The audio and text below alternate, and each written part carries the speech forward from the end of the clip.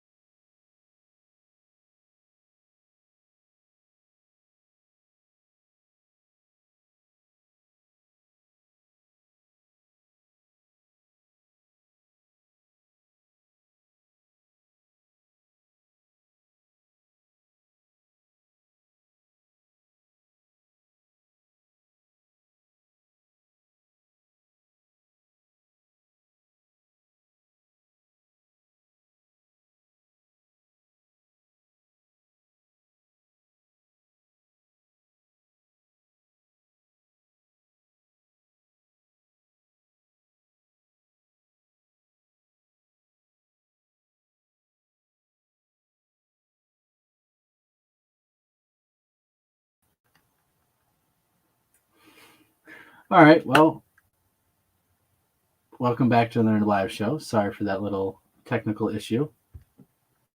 Thank you, Sandra, for letting me know. Anyways, links in the chat. Someone wants to come on, please come on. Be polite, respectful, no swearing as much as possible. And so, yeah, we're pretty much going to have a chill night. I don't know how long this is going to go. I'm not sure if James, the caller kid, will be coming on. But that's okay, you know. Just going to have a chill night. And yeah, it's one of those nights, you know. So anyways, I guess before anyone starts coming on, I guess we'll talk about the previous video uploaded to the channel, which was Jason Kenzie and mine's encounter up in the UP of Michigan. If you guys have not seen that, please check that out. It was pretty incredible, actually, close encounter. And he doesn't start filming until after we actually noticed and they announced themselves, basically. So before he starts filming, we discovered this broken tree breaks. They were twigs, more like tree manipulations, and they were broken in front of our faces on the trail as we walked back. And we noticed it. We looked at them and talked about it, and then we turned to move. We moved, I don't know, maybe 20 steps, not that far. And all of a sudden, there's this commotion a brushing on the ground or something, some sort of movement that made the brush sound in a way that alerted us. And we both turned around, and I had my rifle on me. I pointed it towards the direction, but actually at the ground still, because I couldn't see what was going on. Thinking it was a bear and a wolf. That's why we had a weapon on me. But very quickly, we realized that it was more like Sasquatch activity. Very, very fast. It actually, I shouldered the rifle, and then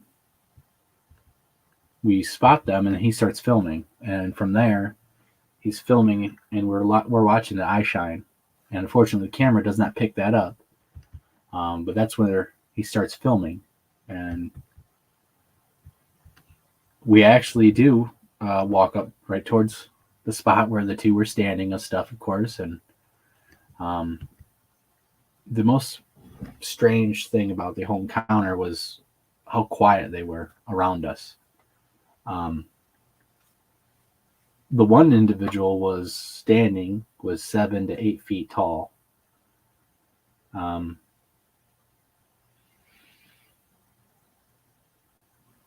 And they moved around, when they moved away from the tree, we didn't see them for a minute or two, and then we walked right there, and we couldn't hear them move around. They didn't. I mean, for all intents and purposes, they should have been right there, but we walked back and stuff. Of course, we were hearing stuff on all sides, and you can actually see eye shine in the video around 7 minutes and 50 seconds. And then there's another one about 8 minutes and like 30 something seconds. And then another one at 10 minutes and 40 seconds. There's one eyeball shining in the woods, roughly, I would say 10 yards. Not too much farther. I mean, you're talking within 30 feet. Standing right there, right by me and Jason. And we don't notice it. We don't see it. Luckily, the camera picked it up. And then, of course, Jason sees the one across the trail, and it does scare him pretty good. You can see it on camera. He's literally filming himself as he sees it. And you can see his whole demeanor change. You can almost see him in shock. Like, he sees it, and he tries to move, and he kind of jiggles a little bit, and then lets me know. So,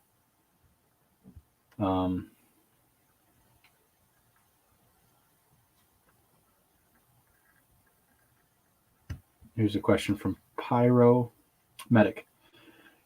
Did they place them there to see if you were looking for them?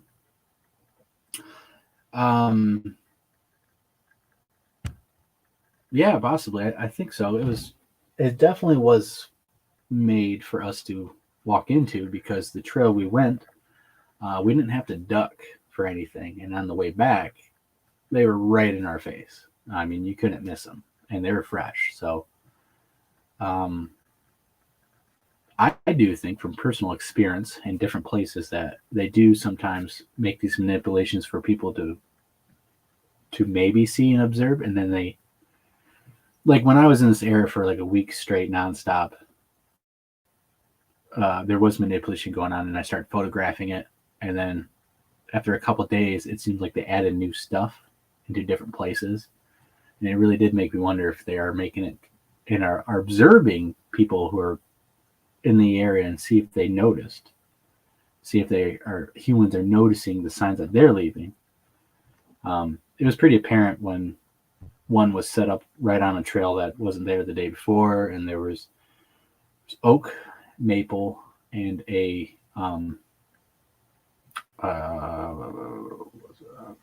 pine branch basically interwoven in there, and there wasn't no pine trees for 300, 400 yards away. And there's actually a few things during that week that actually happened. I've told this a few times, but the wind was not blowing this particular day, and I kept hearing a tree creaking, and it kept following me. It followed me around the whole area. and it was always the same sound. It was always coming from behind me, and no matter how far I walked that day, it followed. So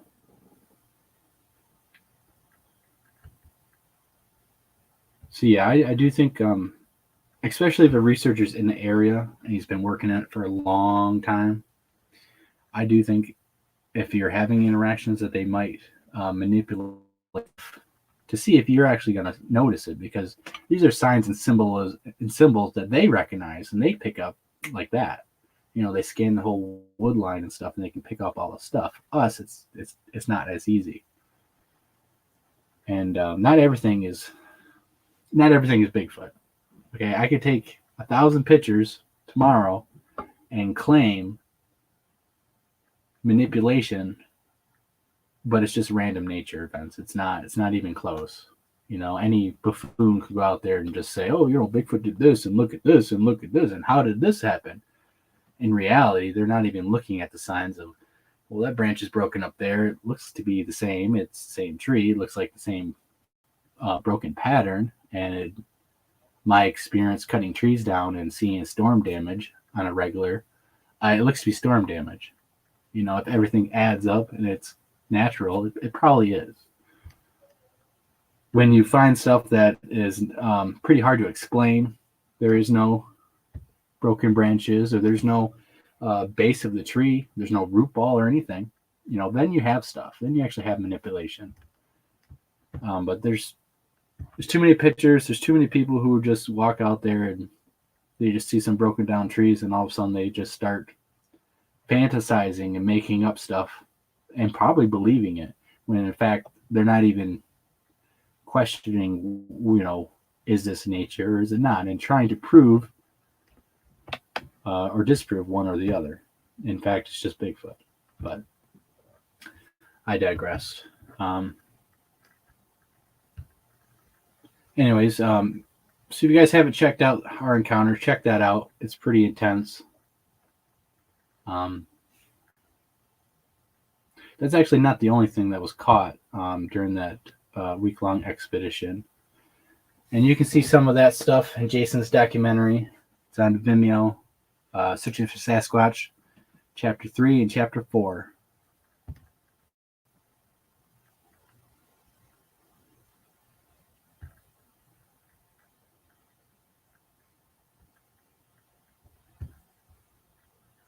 I'm going to take care of that bot in chat.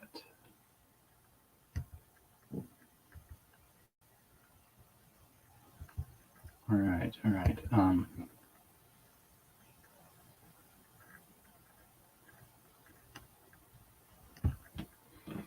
So here from Pyromedic, that research team in the Ozarks says they have different glyphs for different people in their area.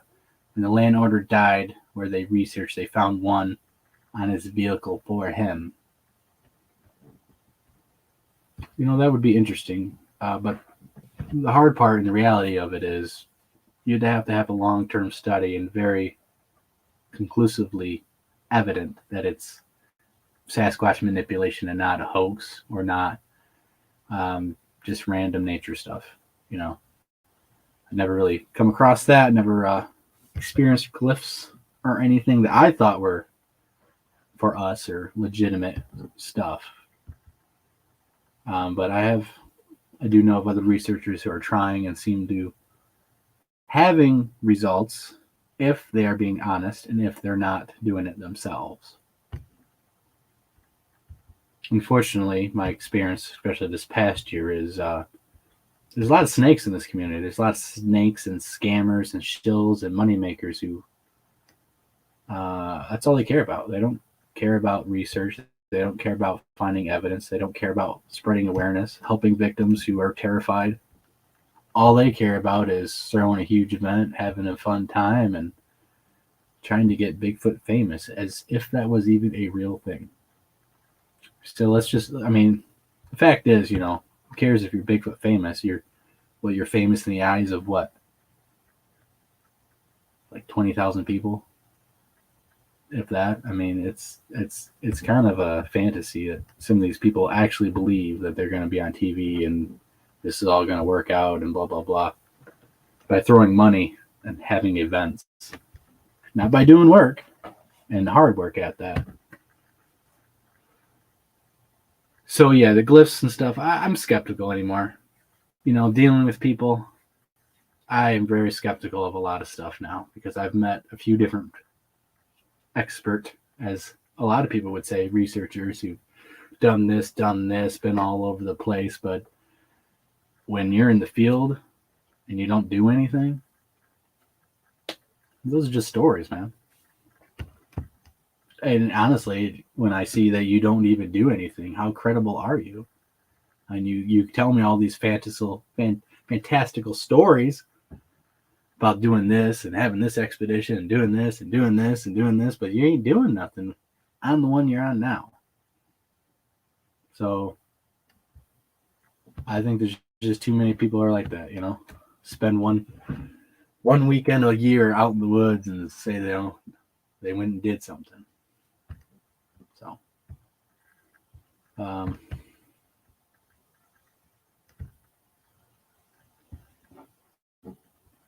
gonna put the link in the chat again for anyone who wants to come on. We can talk Bigfoot, cryptids, or any topic like that, I guess. And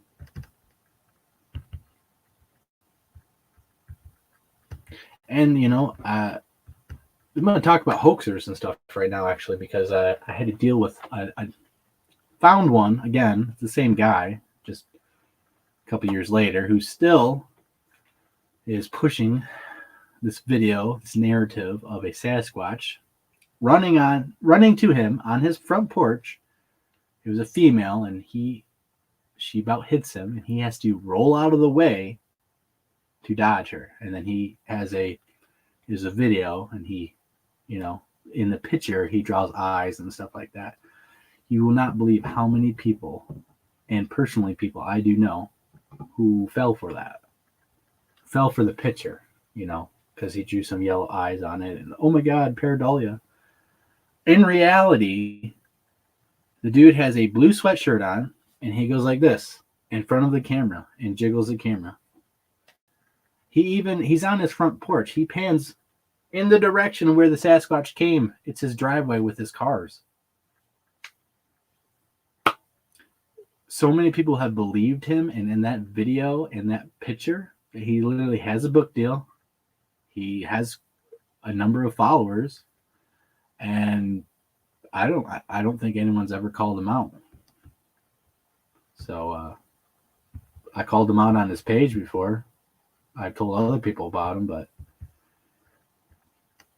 he's one of these smaller, I would say, unknown researchers who eventually pop up in groups and stuff. But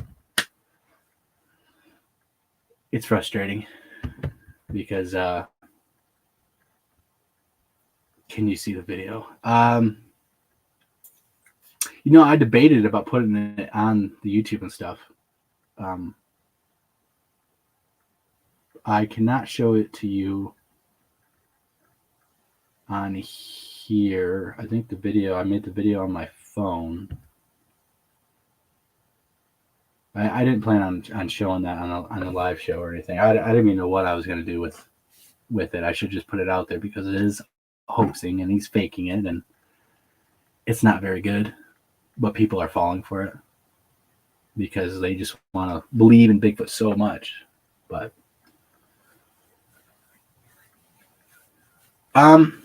yeah, maybe I'll share the video to my group, I think, on Facebook, the Lost Cryptids Conservatory Facebook group. I think I'll put it on there and stuff. I'm not really exposed to hoaxers and stuff like that. There's a lot of people out there who do that, a lot of groups and channels, but it's irritating. It's frustrating. And I loop them in with the shills, the fake frauds who are money makers, the storytellers, the experts who don't leave camp. I can tell you all these awesome stories about, going to the field and finding this and doing this, but nope, not on the one they're on now. That they're, Yeah, send it to Nikki. I know her, and I do watch her show actually, and yeah, it's actually a pretty good idea. The dude's not that big or anything like that, but he he's hoaxing. It's oh, I can't remember the name of it, the name of the page. I'll pull it up real quick and could do that, I guess. Mm-hmm. You know what? I will show it on here, actually. Who cares?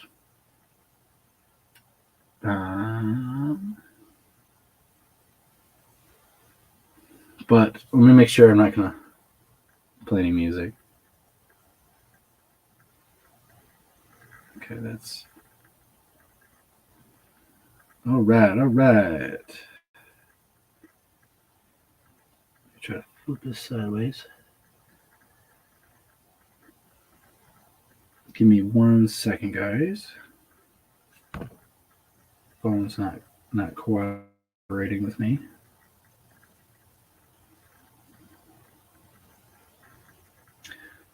Okay, that didn't work.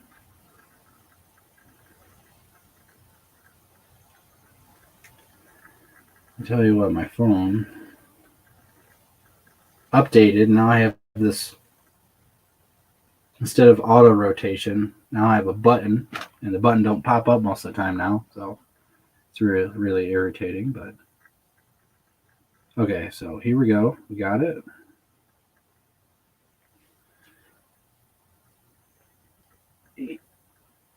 Okay, this would be the Dartigo Creek Valley Project. That is the name of the dude. This is the picture that he has that he claims is a Bigfoot face and all this, blah, blah, blah. And you can see it right there. It's the white face, nose, mouth thing, pareidolia. That's what he's claiming to be a Bigfoot. That ran on top of his porch and tried to hit him, and he rolled out of the way. People see that video, see that picture, and think, yeah, it's real, it's legitimate and stuff. When in fact, it's not.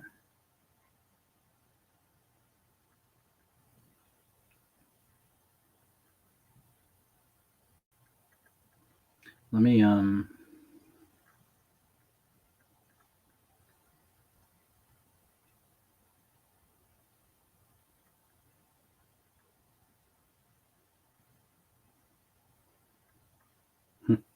This is literally so just.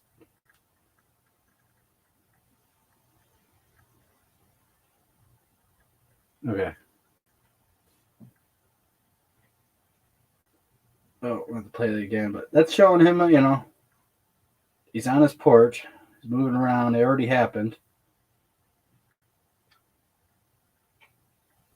So that's the Bigfoot face, right? Now that's his arm. That's not a Bigfoot. That is a arm. Look at that. That's an arm. That's his arm in a sweater. Is that a Bigfoot face? Because that's the face right there.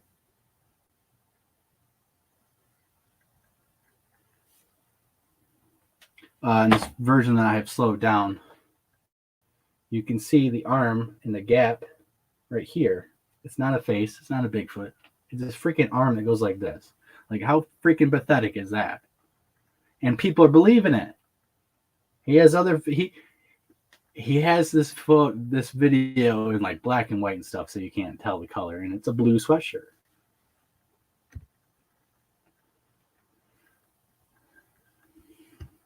Yeah, the tall ones. Yeah, I'm not surprised anymore. Actually, meeting a lot of people in this whole last year of dealing with BS people. Yeah, there's a lot of them out there, and the reason why is because it's hard to get evidence. It's hard in most spots around the U.S. to get evidence. And people want to be liked. People want to be, Bigfoot famous, and they want to whatever they have in their thoughts, and they do it. Some do it better than others. That guy doesn't do it that good. I mean, it's literally his arm. And he has other videos of this, and he has other videos of supposedly Sasquatches and pictures and stuff. I haven't looked at it because the first thing I came across from this guy was that when he posted it in my group, and some didn't look right. Obviously, when the guy says a Sasquatch attacked him, he rolled out of the way and he's on his front porch. Some's not, that already some red flags. And you do the work, you do the breakdowns, and you can easily see that it's his sweater, it's his arm. And he does a very poor job at that's literally what he's doing. He's going like that with the camera.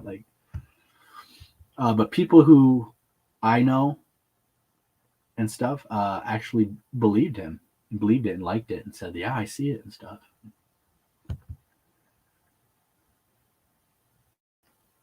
So, yep. Try to discuss it with people, but some don't like when I do. Yeah. Yeah, they call you, a hater, or, you're just, you can't see what's in the picture. And, I was there, I know what happened. And that's all bullshit, BS. Getting a little worked up. I'm about to swear and stuff because it's just crap, man. And you got some of these bigger names, these bigger channels who, do this and they do that and stuff. And not really. I've been in the field with some of these guys. They really don't do much. Sorry to say, but that's the fact. Okay. And it's disappointing when I grew up in this. I've been fed. I have been interested in Bigfoot since I was like 4 or 5. Okay. It's very disheartening growing up and researching, being a teenager and doing all this, and idolizing some of these guys, because you hear these stories of they went this place and they got this and they found this and this has happened, and they're some crazy adventure. But when you meet them in real life and you're in the field with them and you kind of see and you get that feeling and you get that vibe, and it's just like, just BS, man. It's just BS. And it's like, if all we're going to do is sit at camp, you could do that anywhere. Why would you, go on some big expedition or go across the country if you're not going to go do anything? You're wasting everyone else's time.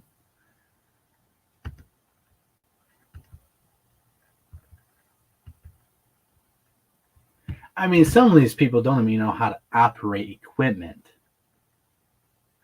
And somehow they're world-renowned researcher and stuff like that. It's very mind-boggling how they don't even know how to operate a camera, but yet they're on an expedition to look for Bigfoot. Okay, I guess.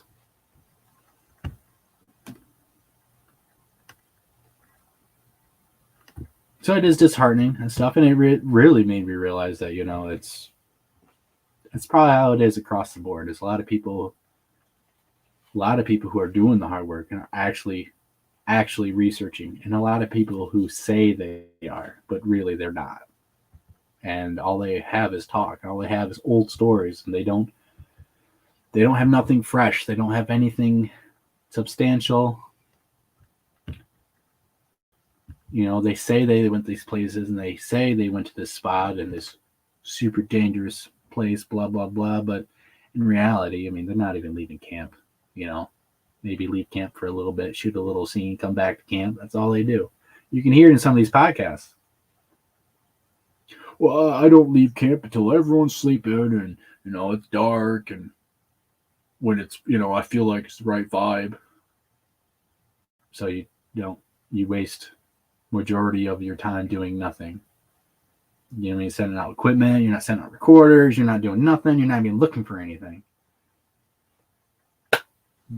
Then why are you here, man? Why are you doing this? Anyone, I could pull 10 random people who don't believe in Bigfoot, and we can go camping and do the exact same thing that some expert researchers are doing. I like it.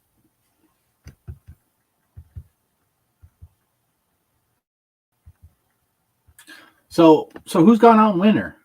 Who's gone camping out in winter to go look for Sasquatch tracks? Did anyone do that in January? I did. Me and my team did. We actually got over a dozen wood knocks. Very clear, very loud, amazing wood knocks.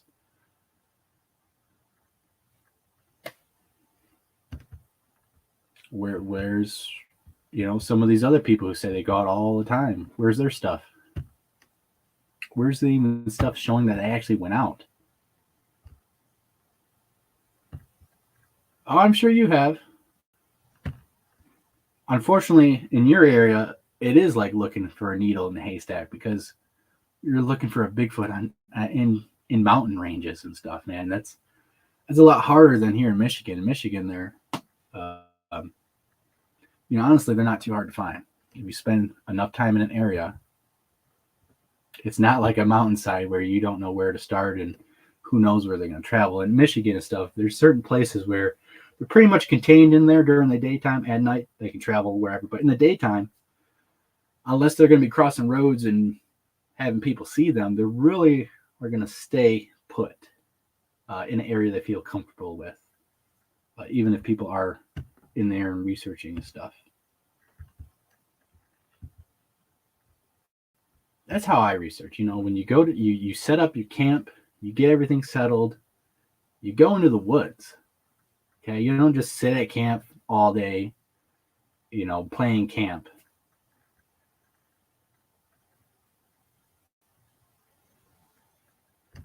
That is very true. Very, very true.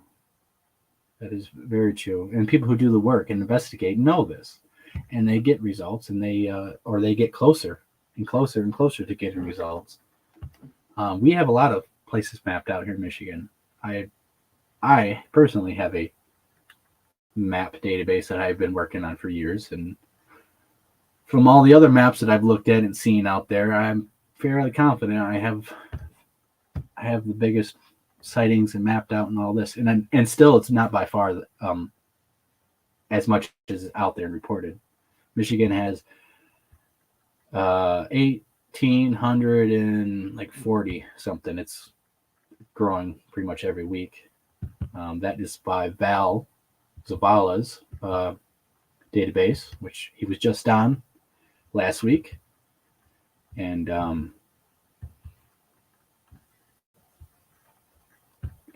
from his data points, from what I see on the map and all the patterns I see, we have a lot of Bigfoot here in Michigan, and they're in a lot of spots, very close to people, very close to farms and stuff, and in places where people would not expect them to be. In fact, I would probably get laughed at if I told the people who live there that, yeah, you know, you potentially have Bigfoot moving through your area, you know, once in a while. They would laugh. They would think that is preposterous, but these are the people who don't go outside at nighttime looking for Bigfoot either. You know, they're in bed at 10 o'clock watching TV.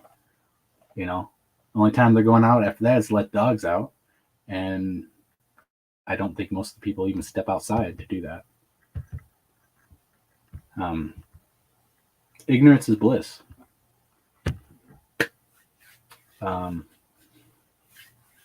that's, you know, what we try to do is we go in the woods. It's like the first thing. It's when everything's settled and stuff. It's like, okay, let's get up, let's go in the woods. Let's try to find some evidence, tracks. That's what we're really looking for now in winters. Awesome trackway that we can look at, take photos, take video. We got numbers and stuff to call.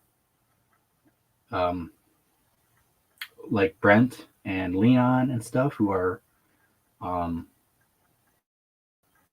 I would say, more knowledgeable with how to deal with snow tracks and how to excavate them and stuff like that. There's people and stuff that we'd call to verify, to help. Hey, what's your opinion on this? What's this? But we're out there trying to get physical evidence and physical interaction. And usually what happens is we go out, scout around in different spots, and do that as much as we can all day. Of course, we come back, have a break or something, eat food, we go right back out.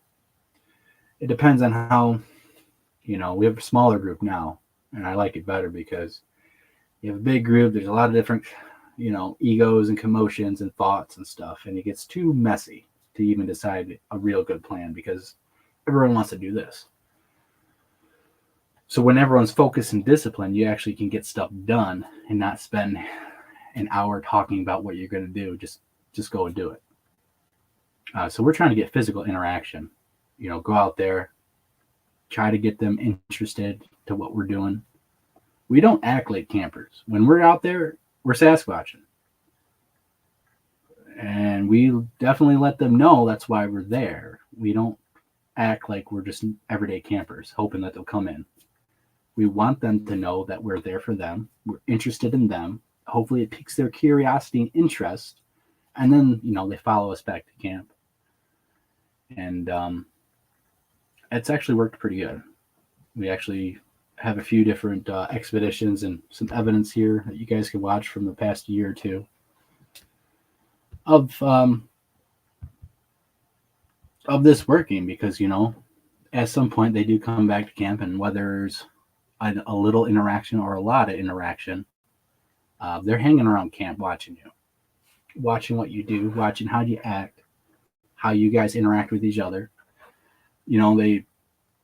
They observe us to determine us if we're a threat, what we're going to do, why are we in the area, are we possibly danger for them? Are we just some dumb rednecks who are going to shoot at anything that we hear in the woods? Or are we going to be calm, cool, and collective, and possibly people they feel like might be comfortable enough to interact with? Because we're not going to just point a gun and shoot at whatever we hear at night, because we don't know.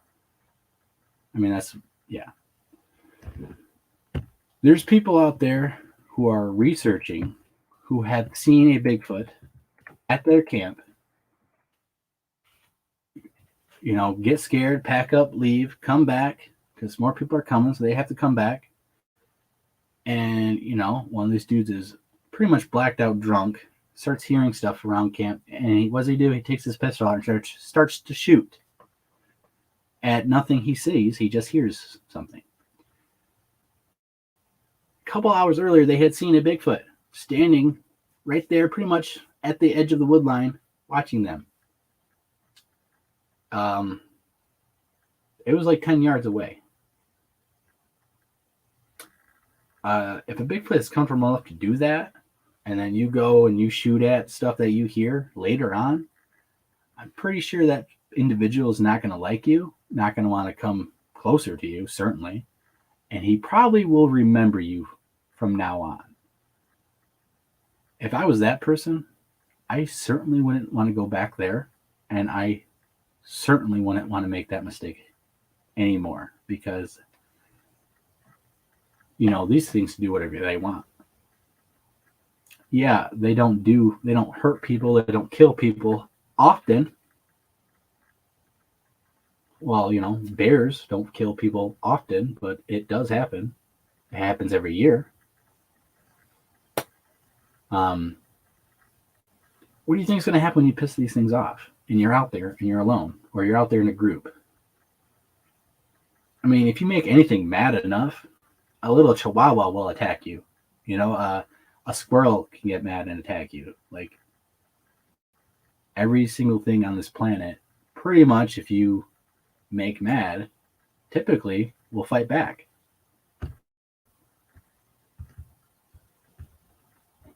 So when we're out there, we're trying to get good interactions. We stay calm, cool, and collective, no matter what's happening. You can see it in that video with me and Jason, our encounter. Jason's a little spooked. He's kind of, freaking out a little bit. granted, he was more skeptical. And in that moment, he got exposed to the reality, which is they are real. And they are, in fact, around. You can see how pretty much I try to stay calm, cool, and collective. I have the gun. But in that situation, you don't want to make a mistake. You don't know what could set these things off. They had showed themselves to us. So the whole thing is, we discovered the tree breaks in our head. They weren't there before. They weren't there the 30 minutes before walking down the trail. Moved on, commotion, turn around, and the gun. Put the gun back. Moments, everything settled for a moment, and then one popped out behind the tree, and we started to look at him. Jason started filming. You can't see him on the film, unfortunately. His IR light and stuff isn't going that far, but we see them. We see them in real time, and we see two of them.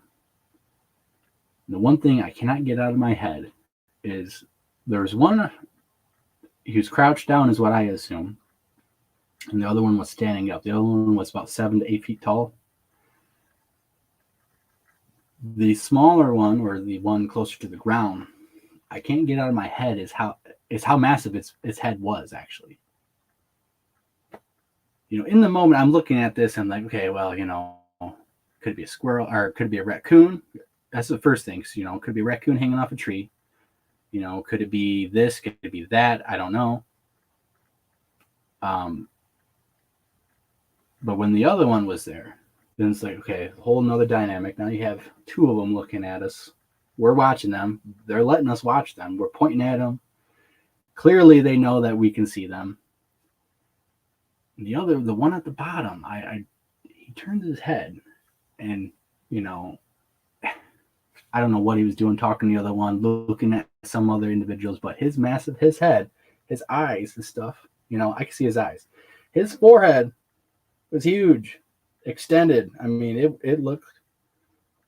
did look like Harry and the Hendersons' head, that massive, just brow, forehead, elongated type of skull. That's what kind of shocked me the most when I was looking at it, and I was like, that's not a wolf. First of all, no big animal is going to act like this. If it was a bear and it made this rushing movement to warn us and stuff, it probably would have charged us. Bears typically bluff charge. Black bears, we have black bears here. So, they'll snap their jaws, they'll bluff charge. Usually they'll make some commotion and stuff. And other animals, they do typical animal behavior. They don't just run behind a tree and stare at you and look at you and then move around. And then when you walk right there to it, they, it's quiet and stuff. You don't hear nothing. When the thing crossed the trail and went off in the woods, we didn't hear it.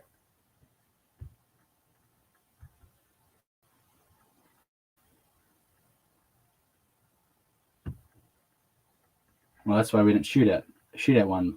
If you shoot at one, you need to worry about the others you can't see. That's what I was worried about. Was the two that we were watching. I could hear one on my right trying to circle around us, and eventually did, because it crossed. That was the one that crossed in front of Jason from that same side that I thought I heard it on. It crossed over to the other side. In the moment where we're watching them and they're like this, my head is on a swivel because I am worried about there's more. And if this was a distraction for us to just stand there and look at them while others could come around and could get you, honestly. Everything was calm, cool, and collective. Everything was just like that, honestly. I even make that comment in the film because Jason gets startled because I brushed against a branch, and he freaks out a little bit, and I'm telling him to calm down and put my hands up. Everything's cool, everything's calm. I even chuckle, try to keep things at ease. If these things are human intelligence and stuff, they're going to understand human emotions and mannerisms, and hopefully understand the emotions behind certain things. It's like when we walked up towards them, we started singing. It was the first thing that popped in my head is like, we need to go to that spot and make sure it's not some little raccoon or something. But we need to make sure that they know that we do not mean any aggressiveness. So we sing. I keep saying the Native American word for this region of Sasquatch, which is Sabe. That this whole region of Michigan, the Great Lakes region, some parts of Canada, Sabe is a Algonquin term, which, with long story short, the Algonquin language group is a language group of several dozens tribes who live in the Great Lakes region in Canada, who have their own cultures and belief. Although they are relatable, they are distinctly different. Their languages and stuff are very relatable and belong in the same linguistics group. So Sabe comes from this whole Algonquin language group. Now, if I use Sabe and I go down to New Mexico and stuff, that's not the same word that those tribes would have called them, when people say Native Americans and stuff, and they say, "Oh yeah, I'm speaking Cherokee and stuff. It's working," and some guy in Washington is now going to try to speak Cherokee and stuff. Well, those tribes didn't live there. Okay, they no one spoke Cherokee over in Washington. If Bigfoot knows Native American, they're only going to know Native Americans from their region that they live in. If it's passed down, if it's from my experimentation and stuff, it seems like they know what you're trying to say in Native American. They never talk back, but I have stuff thrown at me, a little rock thrown at my shoe. We've had bigger stuff thrown in water. We've had responses that come after the Native American language and stuff that I speak to them, but it's never an answer, in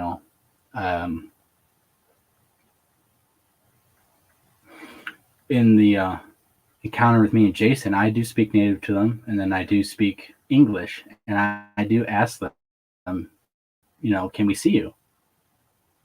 And Jason did see the one across the road or the trail, and I actually said thank you to them. And that whole, I don't know, I guess my beliefs and stuff come from the Native Americans and stuff. That's just because when I was a kid, I was fascinated with the Native Americans of Michigan and the Great Lakes region, and also of Sasquatch. And they, in their 7 teachings, Bigfoot represents honesty. And I have a video on here. You can find it in several places of them telling and stuff, of explaining why Bigfoot and honesty is represented as that.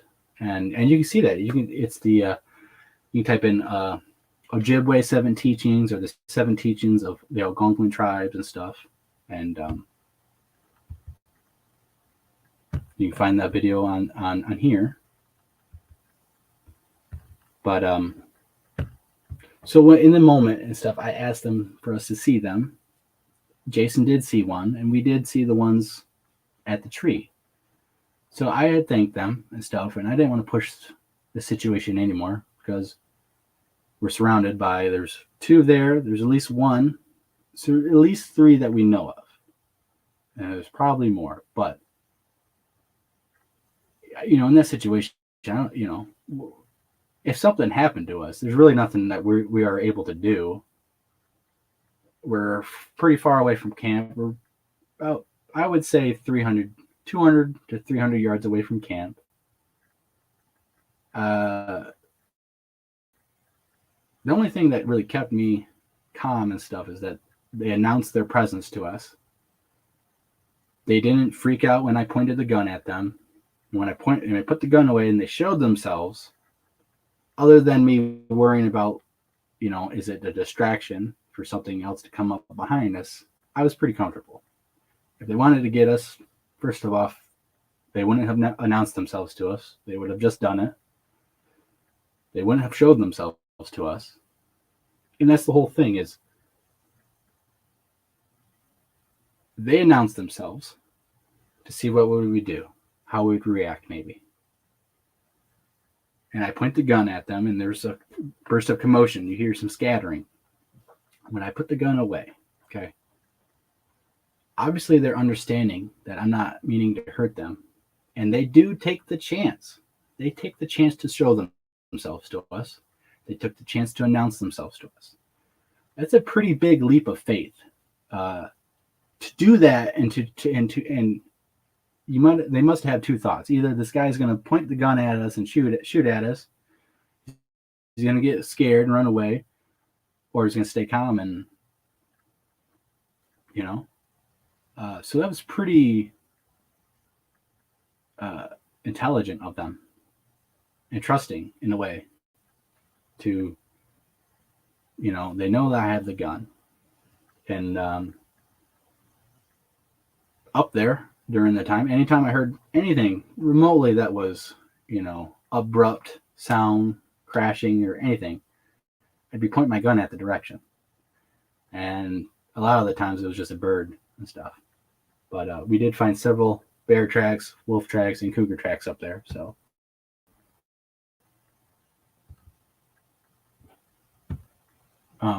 so the intelligence of these things, the intelligence level of these things is pretty high.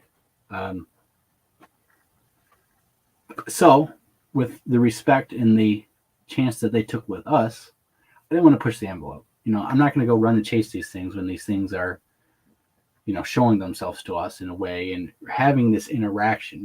I don't want to blow it by chasing after them, trying to get the thing on film, or, I wanted to have the interaction that we did. And I told them, come back to camp. Because we have more equipment there. We have audio and stuff. We have thermals. We have, everything there, and if they just follow us back to camp, we had an increased chance of getting stuff caught on film, on audio and stuff like that. They did end up following us, and one was seen on a thermal that does not record because of a software issue. And the person seeing him on the thermal, he was, I can't remember how far away from me. I guess looking at me or watching camp. And when they seen it on the thermal and stuff, it knew that they had seen him by the way that they're reacting and how they're moving, and they're, facing that direction. They're looking in an equipment, an object.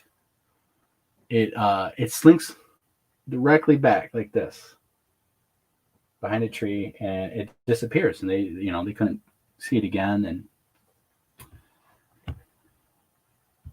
it was very interesting stuff. So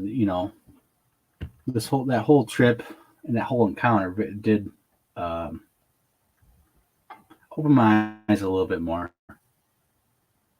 and helped me understand that these things can get a heck of a lot closer than you ever will realize. The eye shine that we got at 10 minutes at the 7 minutes and 40-second mark, I think it's right there. It's right above my head, and I'm this way, and I turn. I'm looking right at it. I'm looking right in the direction. I have a little headlamp on. It did not work that good, but I don't see anything. I don't see the eye shine. I don't see nothing. But on the camera, it was right there. When I'm looking at it, you don't see the eye shine anymore. But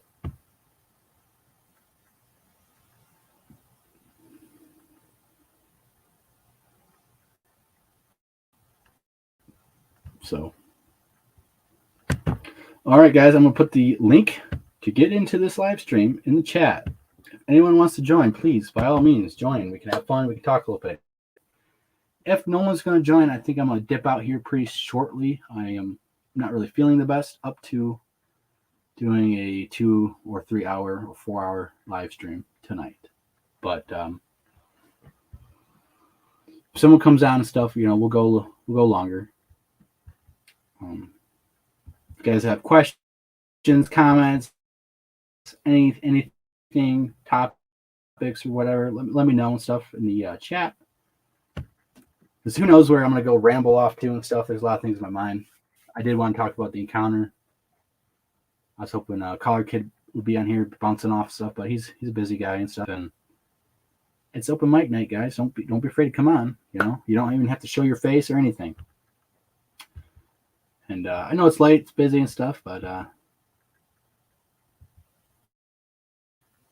you know. So we're gonna have more content video of us on our January field expedition, showing a little bit what we did, and then of course some howls and stuff we got.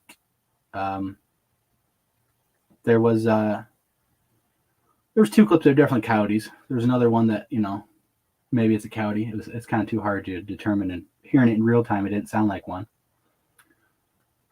But we did get the dozen wood knocks and stuff at night, very close to camp, caught on 2 different recorders. And, you know, in winter. And I honestly didn't think that, you know, since it wasn't snowing heavy enough, I didn't think really they would be on the move because they're going to leave tracks. But if they move when the snowstorms come, covering their tracks, you know, I think that's more how they operate in winters. You know, they wait for the weather changes, for the snow to come down heavy to bury their tracks, or if it's warming up and melting the tracks away to distort them. You know, they're going to walk and make these tracks, and it's going to be distorted in a couple hours, and, you know, you're not really going to know what walked down through there.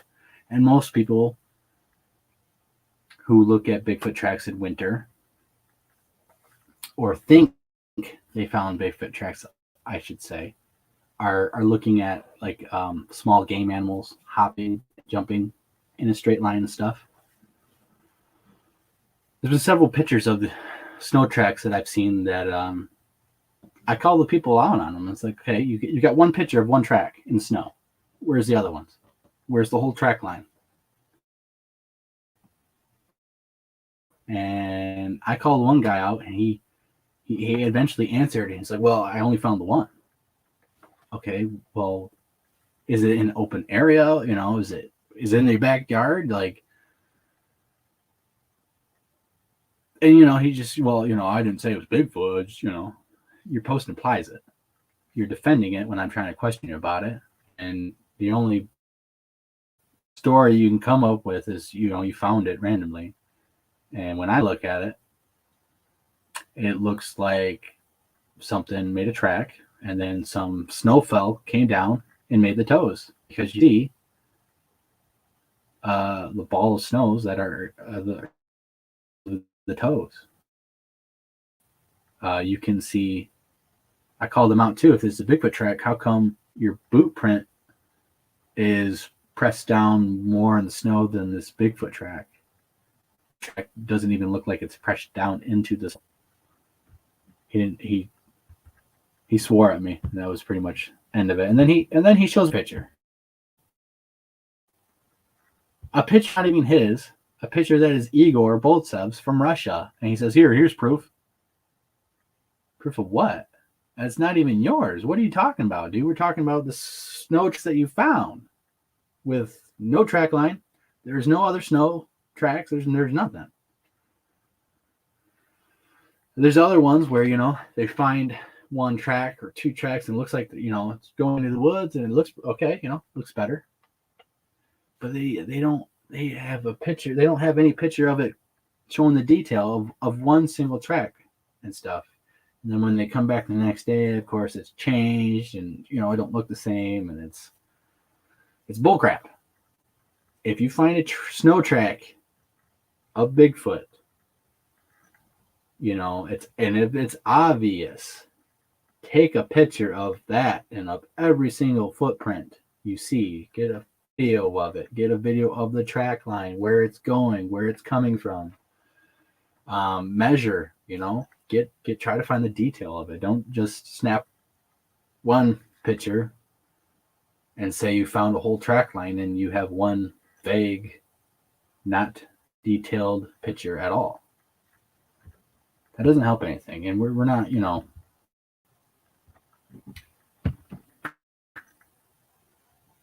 it's bullcrap like that, and it's this it's just not done right. You know, these people just really want to get Bigfoot evidence, really want to, and all of these people who don't call themselves researchers, who really are just beginners, and they just really get excited and they want to find something. They go out there and they find this cool track, and it's, oh yeah, it's Bigfoot and stuff, but you know, they don't really do the work. They're not showing anything. They're not thinking, you know, is this a Bigfoot? Is this a rabbit? Snow? Is it some other animal hopping in this track line? You know, there's a lot of factors and stuff. But if you show me a single track in the snow and say, I only found this one print, and it really doesn't even look like a Bigfoot track, I'm not going to believe you. If it's in snow, you should be able to see where it came from and where it's going. You should be able to follow it, and you should be able to get pictures. If you got one picture of one track, you should be able to get pictures of the track.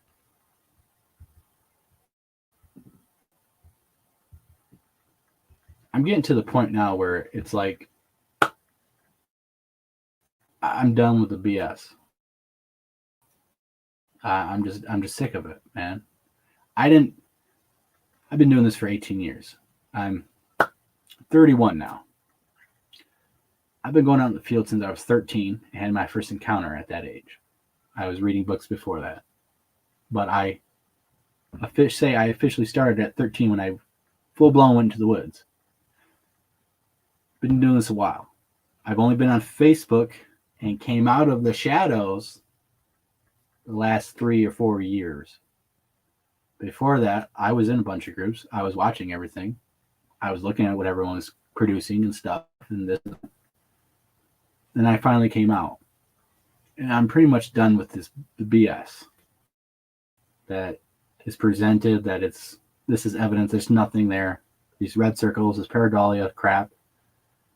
The experts, these TV personalities, these people who, you know, a lot of people think are knowledgeable and think, you know, oh my God, you know, they're an expert.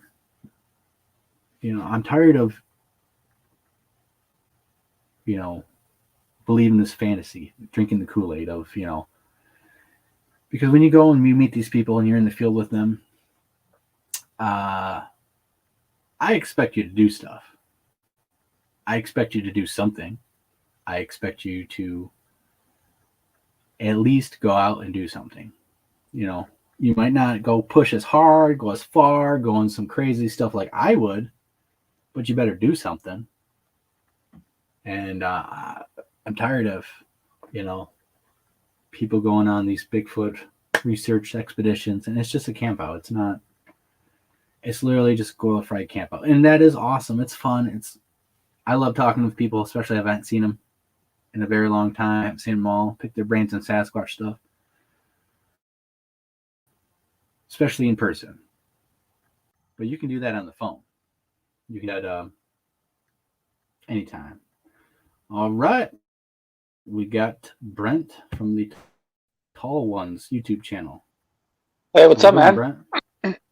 Hey, good. Can you hear me? Not much. Just I can hear you just fine. Oh, cool. Yeah, man. It was an interesting discussion. Sounds like you're a little frustrated by the whole Bigfooting subject. I'm getting there. Yeah, you know, it's just well, you know, people who do the hard work, and then the people who don't, you know, it seems like we are always piled on with crap, and we don't get recognized when people who just, you know, go on TV for a little bit, who don't do nothing are. And when I get evidence, or when you get good evidence, it doesn't go viral, it doesn't get pushed. But then you have, you know, some hoaxers post a little something, and it just goes all over the place.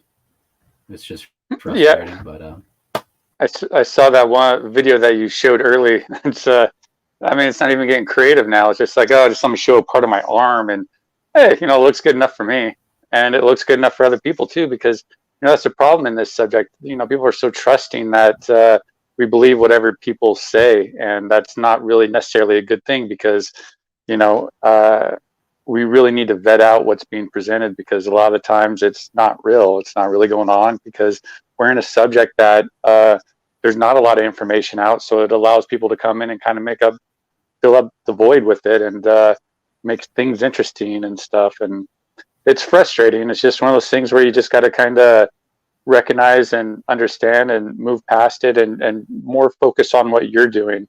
But it's good to be aware and talk about this type of stuff, because it helps you sharpen your own investigation tools of being able to help decipher what's being presented. And because it's like we got to follow, and we got to kind of all collaborate kind of in a way, and we want to make sure the best information is out there for the people who are on the boots on the ground trying to make some sort of progress and stuff. And but it gets frustrating at times. Trust me, I know. I mean, I've been blacklisted like once or twice in the whole Bigfoot community, and just by being honest and talking about things that are nefarious, that are going wrong, and people don't like that, because you're taking away that magic that people want, that camaraderie, that community actually is a big part, especially with the online scene. I mean, there's so much shenanigans going on that I wish I could say, but I just don't want to open that can of worms, that Pandora box of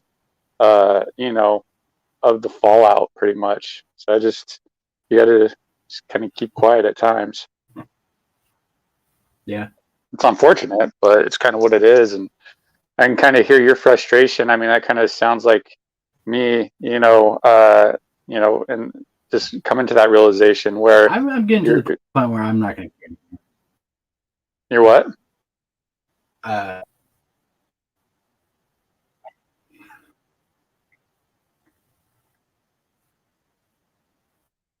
I think you're breaking up a little.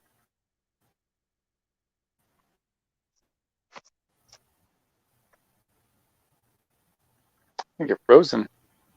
Either that or you're really good at. You're a little choppy and stuff, so there might be a little delay. Oh yeah. Finish your point, and then I'll say what. Finish your point real quick, and then I'll say what I was saying. Oh, I don't have anything to say. I was just saying you're kind of choppy. Yeah. I don't. Is it me? Are you there? Yeah. Oh. Yeah. Is it me? Does the chat say if I'm it's choppy? the connection going on pretty bad right now. I usually have a pretty good connection. That's weird. From my end, it's you. Oh, weird. From my end, it's you. It's weird. I don't know. Chat, what do you guys think? Chat, help decide what's kind of going on. I guess Sandy says you're frozen. Oh, that I'm frozen? I'm also really good at staying still for a long period of time.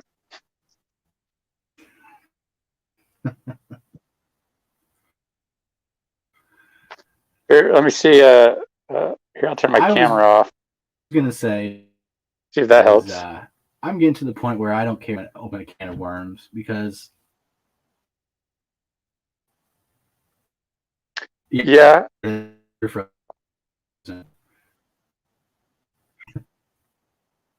Yeah, that could help. Yeah. Blacklisted. So I guess I speak. While I'm not a hoax, I guess I was being an ass, basically. I mean, it's kind of pathetic. But okay. Here, I'm gonna leave and come back in. I'll leave and come. And Blake is freezing. Blake. Oh, it's Blake. You're frozen. Okay. Okay. Yeah, you might want to. Yeah, you might want to leave the camera off, because it uses less bandwidth. Yep. Oh, well, solve that one, huh? Look at me. Oh, movie and stuff. Oh, no, I froze him. You might want to watch out with that can of worms, though. Yeah, you might want to watch out with that Yeah. though, because Who cares, honestly? Because you know what? My work is going to show what I'm about.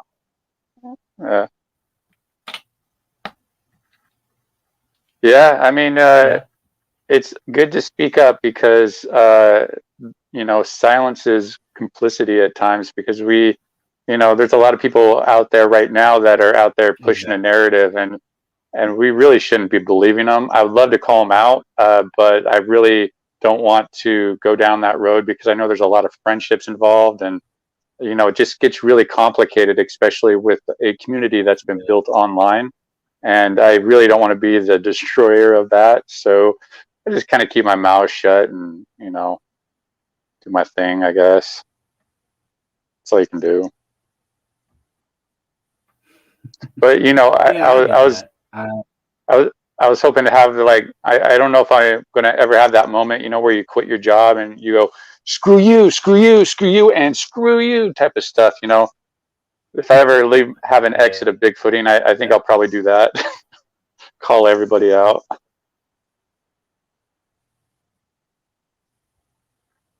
Yeah. It's a catch-22. I think people should get called out, but there's friendships. There's I've been told that I need to watch what I say and watch who and what groups I say it in, because quote unquote, the people at the top control everything. And if you want to get to the top, you got to. I don't like ultimatums. Yeah. And I don't really know any. I'm going to do what I do. I'm going to present the evidence I find. And that's it.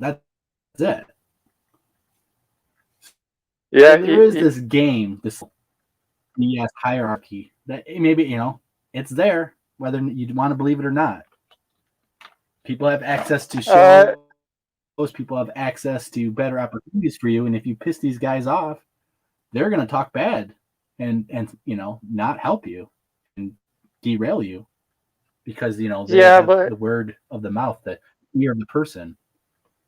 Yeah, but some of those people aren't even taken serious, because they're like LARPers, they just they might seem like they have some pull, but in the reality of and the scheme of things nowadays, the way access to information is being able to be presented, like on YouTube and whatever, that it doesn't really have to go through those channels nearly as much, and they're becoming less relevant because I don't know, that hierarchy is kind of I don't know.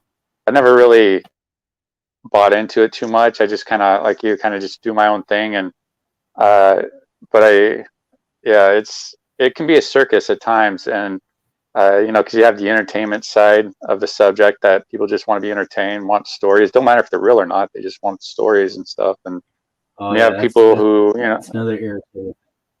Yeah, then you have people who are more, want more about the research, what's actually going on, the truth, to help them out in their own research and in their own areas and stuff. And that's kind of where we are. And sometimes the lines blur in a way that we can't perceive it.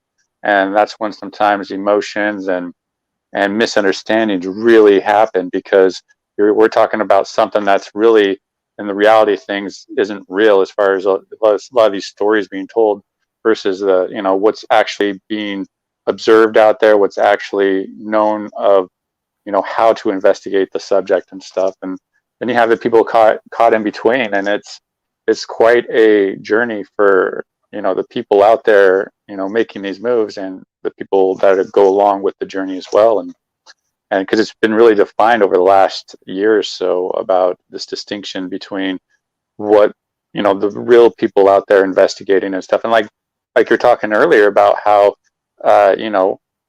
you can tell the people who really do investigate because they have stuff to show for themselves. They have you can see them on their outings and stuff like that. It's just right now we're taking people's word, accepting people's word without evidence. Like, people just go talk and say, hey, I've had all these experiences, blah blah blah, and done all this. I can't prove it, but you just got to take my word for it, and let me go try and influence a lot of other people into doing and things that I want to do and stuff like that. And which I personally kind of am more pushing back towards, because if there's no evidence, well, there's no reason I should, and you're an active investigator or out there actively getting evidence or encounters or in experiences or whatever, you should be able to show something that you're actually out there doing that, but it's unfortunately accepted more than what we should have it be accepted. And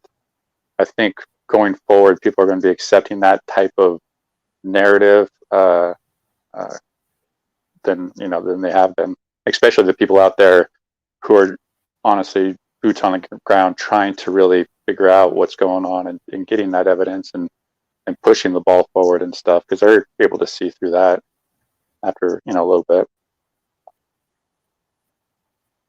That was a long ramble. I think so. I think that's where we're moving to. These guys.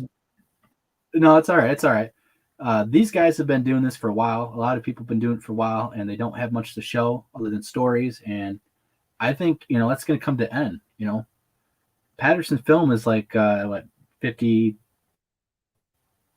60 something years old now. Yeah, like 54. Yeah, 54, 55. Somewhere. Yeah, it's like 54, 55. It's a long time ago. But even that, it's like I wonder if that's even real evidence. I'm kind of digging a little more into that, into some of the facts that are known about it, and it's like, ooh, I did not know that about the film. Like how Philip Morris claims to have made the suit, but his replication of it was very poor. And the fact that him claiming to have made this suit really helped his business flourish too. But there's also evidence of him talking to Roger Patterson on how to beef up the Patty suit, if it is a suit. I mean, I don't know. That's a rabbit hole. That's like a whole rabbit hole down upon itself. Because it's just that is. It's if it's real or not, it's not gonna. I always thought that.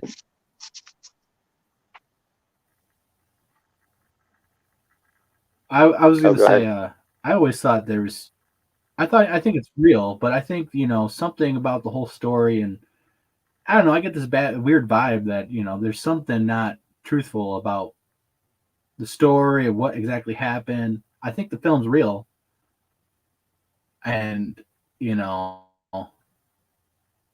it starts up abruptly and it ends very abruptly, and there's nothing after. There's not much before. Well, at the very end, that was the end of if you're filming, you don't stop filming. Well, that was the end of their reel, because that was actually the end of all the film that they claimed to have said that they had, was that right there, the Bigfoot walking away. Because all the other stuff was I know it's one of those convenient things where it's like, the camera shuts off and stuff. Like people presenting evidence now, how the camera just shuts off. Like the Todd Standings or something, just shuts off, and it's like, well, shit. Where's everything else at? Where's the raw footage leading up to it and leading from it? But there's a lot of raw footage leading up to it, but nothing from it, because it's claimed to be the last reel of their film that they had available to them. Right. Which, maybe, but I don't know that. And, I don't know. That's the big rabbit hole and stuff. I don't think the whole massacre thing happened, but I think, there's more footage that something happened to. I don't think the massacre happened at all. Yeah, no, the footage is out there. There's the footage is out there. Like all of the Roger Patterson's, what he recorded is actually out there. You can find it. But yeah, there definitely wasn't a massacre. That was just, people can go down rabbit holes and create rabbit holes for themselves in the subject. And unfortunately, that's what MK Davis did with the whole massacre. Because he was so invested. It's like pareidolia pictures. You go look hard enough, you're going to find all these faces in them.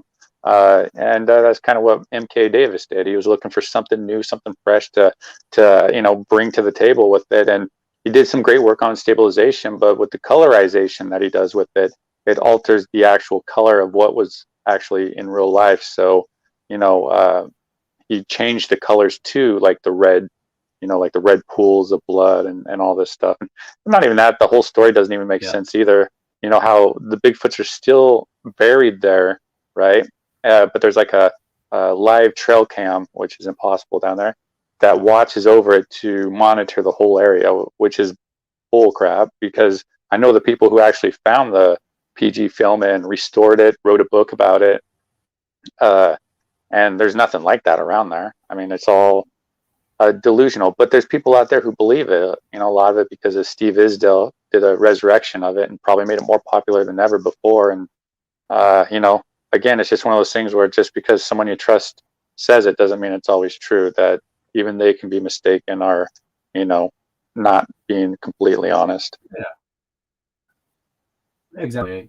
You know, MK has done amazing work on the film. I mean, he is the reason why we have these great, stable images of Patty. It's because of him. But you know, like you said, It was actually Bill Munn. Munns. So much It was Bill Munns that did the actual stabilization first, and then MK did, and came in, did a little better job on it. But yeah, he does have has done some good stuff, but he just has you know, I just think he's a little too biased in his interpretations of stuff that he wants to be Bigfoot, and you know, a lot of times it's not, which is, you know, we have to be open to that if we're going to investigate this subject from a non-biased perspective, you know, so we don't get lost down our own rabbit holes that we create for ourselves, which does happen a lot. Exactly. I mean, I've done that. I mean, I've gone down so many rabbit holes. I once believed that Bigfoot lived underneath a tree, until I didn't. So I mean, even but that was yeah, you know, but that was new. I didn't know what I was doing, and I think what a lot of these people are presenting, like the, you know, well, that dude that you showed with the arm video that you showed was just straight up hoaxing or pranking or whatever. Yeah. But you know, there are some people that who are mistaken, who are misidentified by accident and stuff. And like that tree, for instance, it's the most amazing tree anybody's probably ever been to. It makes the craziest sounds. It vibrates your feet. It sounds like there's something breathing and talking and roaring and thumping with you down there and stuff. And it's funny how a Bigfoot narrative can be created off a piece of false evidence.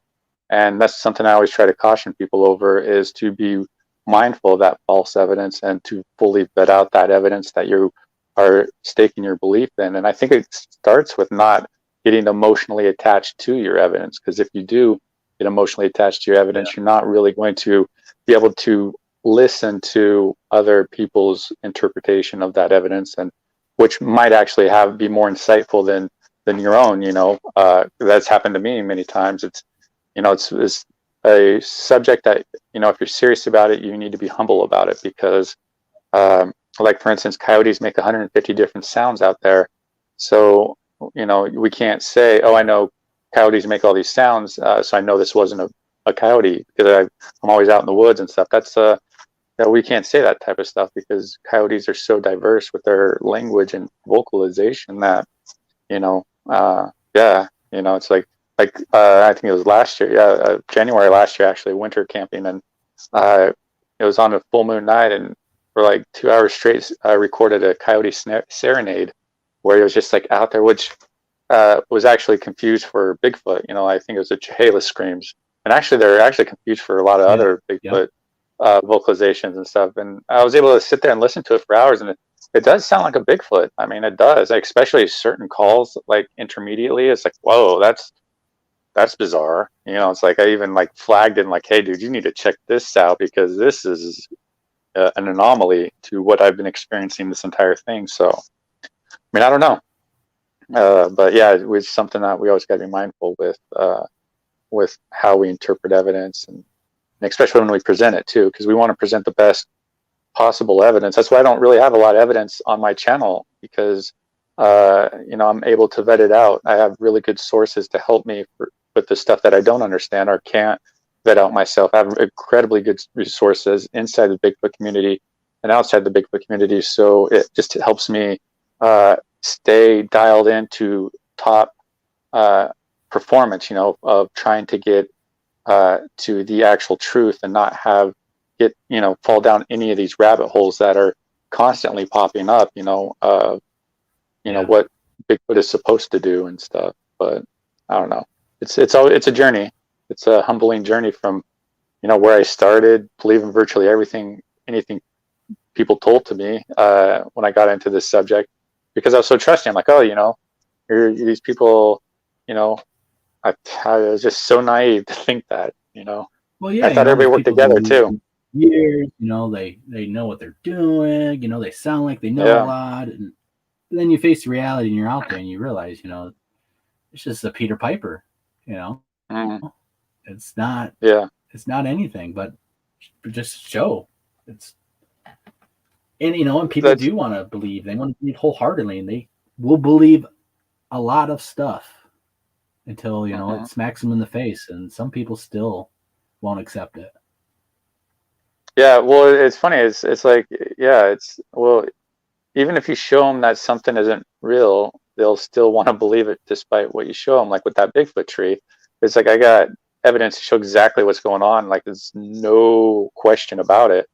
But people still have conferences up by there. They still do gifting there. They still want to believe in it. And it's like at Yeah. that point, it's like it's adorable in a way, because it's like, oh, you know, it's they want to have their little Bigfoot tree and stuff. And at that point, it's like I just kind of back off. And but there's that flag there, so people know what's going on. You know, the people who are coming into it, learning for the first time, where you know, if they're serious about the subject, if this is evidence that they should take serious, where you know, because that person was trying to create a whole thing with hypothesis or a theory about underground tunnels and this whole chamber system and all that. And if other people like myself, actually for like 6 months, kind of bought into it, you know, it's just going to waste their time like it did with mine. But mine was actually a really educational moment, so I wouldn't change it, because if that didn't happen to me, I think I would be further back in my investigation than I am now. So it's kind of a blessing in disguise. Sucked at the time because like the person was so well liked, and I got so much crap for it. And but you know, I was like, whatever, Yeah. you know, I'm just gonna do it. I was actually told I was blacklisted in Washington. Nobody's gonna want to investigate with me, and blah blah blah. And it's like, oh, well, okay. It's like people are mad at me, and I don't even really know these people, so it's like, you know, oh well, type of thing. But you know, it just shows you how the enabling happens in this subject, where we enable these fraudulent researchers just because you know, it's just because it's hard to expose them because of that can of worms, like you're talking about. I took tremendous shit. Like, Yeah, you and it know, makes you look this like per a bully. yeah, well, exactly. I'm sure a lot of people think that, but this person was able to quiet 6 other people before me, right? Not that they found out or exposed it, because she thought that they were trying to steal her research and make a name off of her and stuff, you know. Which in some cases she was right. Some people were actually trying to do that and stuff, and but you know, and she would go online and blast people, you know, like embarrass them, like, oh, this person's stealing my research, I'm done, blah blah blah, woe is me and stuff. And the person would actually put a trail cam out there to monitor who comes and goes, so she would be able to blast that person online saying this person's stealing my research, just to keep people away, because she couldn't have anybody really there on their own, because they would eventually figure it out and stuff. But yeah, and it all kind of came to an end. And you know, it was actually a really popular story. It really, so, you know, like you're saying, some of the biggest names in Bigfooting were associated with it. And you know, just goes to show you they were wrong and about this. So that's a good example of why we should really be mindful about what's being presented and vetted out. Yeah, and look at the people and look at their history of what they show and what they try to present. Uh, being there in real time, boots on the ground. That's how you learn, really. Especially when you Yeah, realize you may have been fooled and in all this, then you have a better radar detector to detect those sort of things. And yeah, this last year has been a very big eye opener, a very huge educational lesson with people. oh And yeah, people are people, and unfortunately, I think there's a lot of people who take advantage of this Bigfoot subject to be quote unquote famous, make money. Oh yeah, I can list you off a lot of people right now that is their sole purpose. But again, I don't want to disrupt the this little community, you know, that's been built online and stuff like that. I don't want to do that. It should be done, but it's not time. It's not time for something like that. Maybe in the future. Yeah, it's gonna happen. It might happen on its own. You know, people are gonna realize, you know, Yeah. that, you know, there's people out there doing the good work, hard work, and there's people out there just trying to make money. And half my group who are no longer part of my group, that's what they're about. And you can see what they're doing now. And it's a very educational year, and I'm very thankful for all the drama and all the stuff that came out of it, because now we're better prepared and better able to detect fake people and shills and a lot of. Well, yeah, you don't have to waste your time on them crap at all. Yeah, you don't have to waste your time on them, and you can better identify them. It's like I'm like so tuned into it that it's like I could spot it. Like I can actually getting to the point where I can predict what's going to happen. Like literally predict what their moves are going to be and stuff. And you know, it's just you start tuning in to the bullshit, how it's done. There's this one 5 stages of a hoax that this guy Edwards done, and it's very true. Like the first one is actually, I can't really remember him at this time, but just go Google 5 stages of a Bigfoot hoax, and you know, it's really true. It's like the first one is present the hoax, then like the second one is like deflect and turn it back on the people who are asking questions by, you know, playing the victim, and the third one is postponed evidence, and the fourth one is continue to postpone evidence, and then the fifth one is blame it on that you were either hoax or a government intervention prevented you from presenting all your evidence and stuff, and it's pretty much a good blueprint of how to kind of identify what stages you are at dealing with people and stuff. And but the fact that you're aware of it now, you're going to really start to dial in it even more. And unfortunately, it's going to also make you a little more jaded. So it's something to be mindful to balance that dislike of those people with some good positive things in the subject that will keep you balanced, because you don't want to get to the point where you're so negative that you hate everybody about the subject, because you find out that there's so many fraudulent people out there that it turns you off on the subject and stuff. So you got to be mindful of keeping a good balance of it and stuff. And because like I tell people, I investigate the Bigfoot subject as a whole. Like I investigate the people, the claims, the Bigfoots themselves, the evidence I might come across, and all that stuff. I investigate it all. I don't just stop at the Bigfoots, where a lot of people stop, because if you don't understand what's being presented and really figure out that whole scene, then what you think is Bigfoot related stuff it's not. It's just wasting your time type of thing. Exactly. And I think things are changing. I think, you know, these next couple years, things are going to change. And I have no problem calling people out. Can of worms, who cares? You know, who cares if all these people hate you and all this? Honestly, I really don't know much of them. And from my point of view, I really don't care about all of them, because I have no reason to. You know, these are strangers and stuff. But I'm passionate about the research. I'm passionate about actually getting evidence and trying to prove that, you know, these things are real and are out there, you know. Yeah. When I was a kid, I thought Bigfoot would be proven long ago. Oh, Each yeah. and every year I waited and I looked and I watched, and it never happened. And I think there's a new generation. I think our generation and these newer people coming in, they're doing the hard work. They're not just telling bullshit. They're actually going to go out there and try to get evidence and show it. Oh, there's a lot of good people. A lot of them. Yeah, there's I can name off a lot of good people out there that are doing some good work. That's like, damn, that's like even better than what I'm doing type of stuff. And so Yeah. there are a lot of there's a lot of good people out there. Unfortunately, I feel they are the minority and don't get the resources, donated to them or whatever. Usually because they don't ask, and they're mainly underneath the radar, because the Bigfoot community scene could be crazy. But yeah, there's a lot of good people out there working, trying to solve the mystery in a way that isn't exploiting it.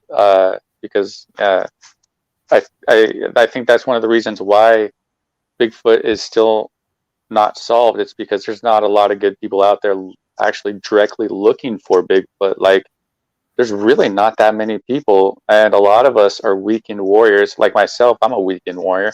I got kids, a business owner, all this stuff. I got life, and yeah, and it's like I can only spend so much time out there. I can't spend the weeks, if not months, out there living in the woods among them to really get the evidence and data points that we need to, further progress the subject. So, you know, I think that's one of the biggest reasons why Bigfoot isn't discovered, because there's not a lot of good people out there looking for him. Like you mentioned earlier, when somebody does come across potential Bigfoot, the Bigfoots, they just run away. They're like, "Oh, I'm done." I hear that so many times. It's like I hear that so much. It's just like it's so cringy to listen to people like, "Oh, I was so scared I was running away." I'm like, well, that's the reason you're there. You're out there looking for them. It's like, did you not think what you're going to do when you actually find them? I mean, did you not plan it out? Because it seems like you It's just a got lot to. easier to think and to say you're going to do something, but when you're in the moment, that's when reality hits. And from my experience, it takes practice. It takes time Oh yeah. Well, I've to be conditioned myself. comfortable when you know these things are around you. Yeah, Realistically, it is very dangerous. It's like you're following a grizzly bear out there. Mhm. I mean, like, it's Oh not yeah, something that is exactly safe. Although we don't hear about many killings and deaths, the potential is very there. You are yeah. playing games with creatures who outclass you pretty much in every single way out in the woods. Every single way. Yeah, and I try to condition myself, as much as possible for a direct encounter, like face to face. Like, what am I going to do? Because you get the fight, flight, freeze, all that different stuff. So I just try to better condition myself for when I am in that particular moment. And, I could say that now from my house, but, when I'm out there, I feel pretty comfortable. And because I think that's what we're going to need to do is face them directly, not be afraid and run away, because I think the whole point is for me, is just to see one. So that would just be I would be so happy right there. But our goal should be to learn about them, to learn about if they have any sort of culture, to learn about how they live and everything. So we can't be afraid if that's what we're supposed to do is learn about them. And so when I see people that are always talking about, yeah, you're talking about how they just run away and fear, it's like, oh, well, they're just really not ready for what needs to be done in this subject. And I think few people really are, because I don't think they fully think of what they're gonna do when they actually get to that situation. And I don't know. I like I say, I know a lot of people have traumas and have issues with seeing them, but I think a lot of that comes from not wanting to see them or not expecting to see them. I'm going in wanting to see them, conditioned to see it. So I don't think I'm going to have any sort of psychological effects that are going to be debilitating towards me. I think I'll just be more fascinated. It's like a rush, really. Like those moments, when you're out there in the middle of the night doing night walks or whatever, and you feel that fear almost in your chest and stuff, man. I love that. That's like I'm not like a adrenaline junkie by any means, but I love being out there, facing that fear, because it's just a lot of fun for me. I don't know. I guess I'm a weirdo. No, I feel the exact same way. It's an adventure, it's a thrill, it's a rush. It's when you're having interaction and you're in some of these moments. There's a lot of flooded emotions, and it's hard to keep calm. You got to train yourself, and not only to do that, but to pick your camera up and point it. That actually is not easy in those situations. But my No, personal goal now is not to just get evidence, is to get interaction. You know, to have full blown encounters filmed to where, you know, it's not just a photograph of, you know, 1,000 words that people could say about it, but it's actually interaction. It's an encounter. You know, it's there whether you believe it or not. You know, that's what we're trying to do. And I think that's the way to go. You know, I've been stagnant for 55 years trying to get evidence. Well, why don't we try to learn about them, get interactions, get culture? Because Yeah, for sure. real, it's what we're going to have to do. We're going to have to try to film them in their everyday lives, like National Geographic does with gorillas and other apes. We're going to have to move to that, getting full-blown daytime encounters on film and stuff, where you can see the stuff. Yeah, that's where we should be kind of gearing towards. But again, it comes down to we can't be afraid. And I've had a back and forth interaction. I've mentioned this multiple times about wood knocking with something back and forth in the woods after having wood knock experiences at this location multiple times and multiple people with me. It's actually recorded. It's one of those pieces of evidence that is not posted online, but exists. And it's a wood knocking experience back and forth that me and a group of people had with whatever it is out in the forest. And to avoid human contamination the most, I go out to the deepest, remotest areas that you can possibly get to in a, you know, either a day outing or a weekend outing. And so I go to the remotest areas that's literally one road in. There's no scenic reason to be back there. It's really kind of desolate, no real viewpoints or anything, no fishing access, no hunting or anything like that. And that's where I really like to go. And for whatever reason, we've had these wood knocking experiences shadowed by something in the forest. I have it all on video. Well, the shadowing, at least, that was a couple of years ago. But it's interesting, you know, to be out there and possibly interact with them. I think wood knocks are interesting because I actually have some wood knocks recorded. There's one on my channel from, I think, last year, year before. And we were out there in this Bigfoot hotspot area, and we're just out there having a buddy of mine was actually talking about his Bigfoot experience. And right in the middle of what he was saying, there was a really crisp, clear wood knock, and we all reacted in real time. And you know, it's cool. I think there's something to those wood knocks because I personally have not been able to properly vet them out. You know, I don't know what's causing them.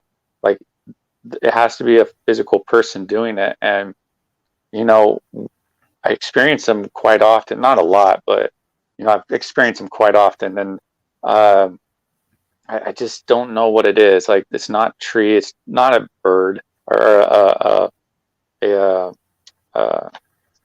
woodpecker, you know. I've heard tons of those out there. It's not woodpecker on a dead tree that's hollow that amplifies the sound. It's like a home run being hit, you know. It's like just a clear home run. It's like whew, wow, that's obvious and intentional because it seemed to be wood knocking with us back and forth. And that's the only time I've had like any sort of direct interaction. I thought I saw one once, like I thought it was a Bigfoot. I don't know. I did this like Bigfoot like yell, you know, whoop or something like that. And this was like back in January 2017. And I saw something stand up. This was like 7,500 yards away or so.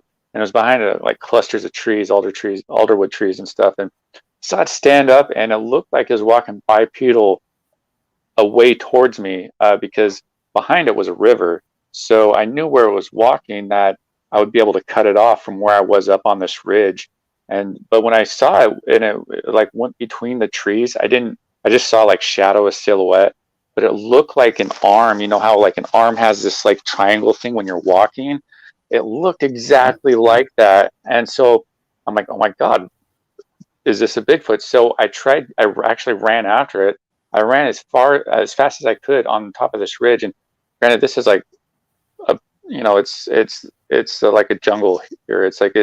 I was able to get so far until I was pretty much, it was a dead end and stuff, but I never found what actually made that or what was that and stuff. And I was able to make my way down there eventually, and I didn't find any prints because, you know, prints here are like incredibly difficult to have preserved because a lot of it is carpet moss and stuff. But on that same day, about a half mile away, I got this single print, and it could be a bear double print, sure, but it looks like you would expect a Bigfoot print to look like. That was just there in this patch of snow down this logging road that was down like literally a half mile away on the same day. And I got pictures of it on my channel from like a few years ago, but like I said, I'm not saying that's Bigfoot, or what I saw was Bigfoot, but I don't know. You never know. Right. I mean, that's you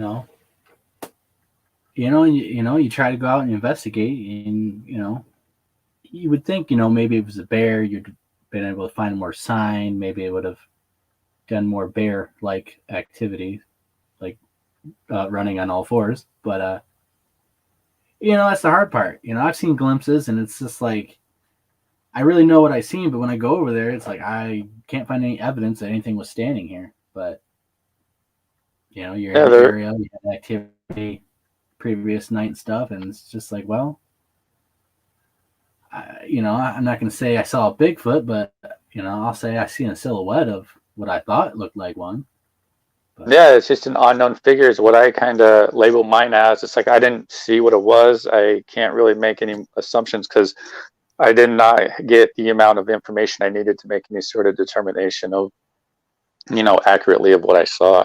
But the area that I was in, it's like it was incredibly well known for Bigfoot activity, and it was in January. I mean, usually bears are hibernating, but even then you'll still get the straggler bear that kind of wakes up and kind of does what the bear does, I guess, craps in the wood. Yes, I don't know, goes back to its den. I don't know what bears do. Right.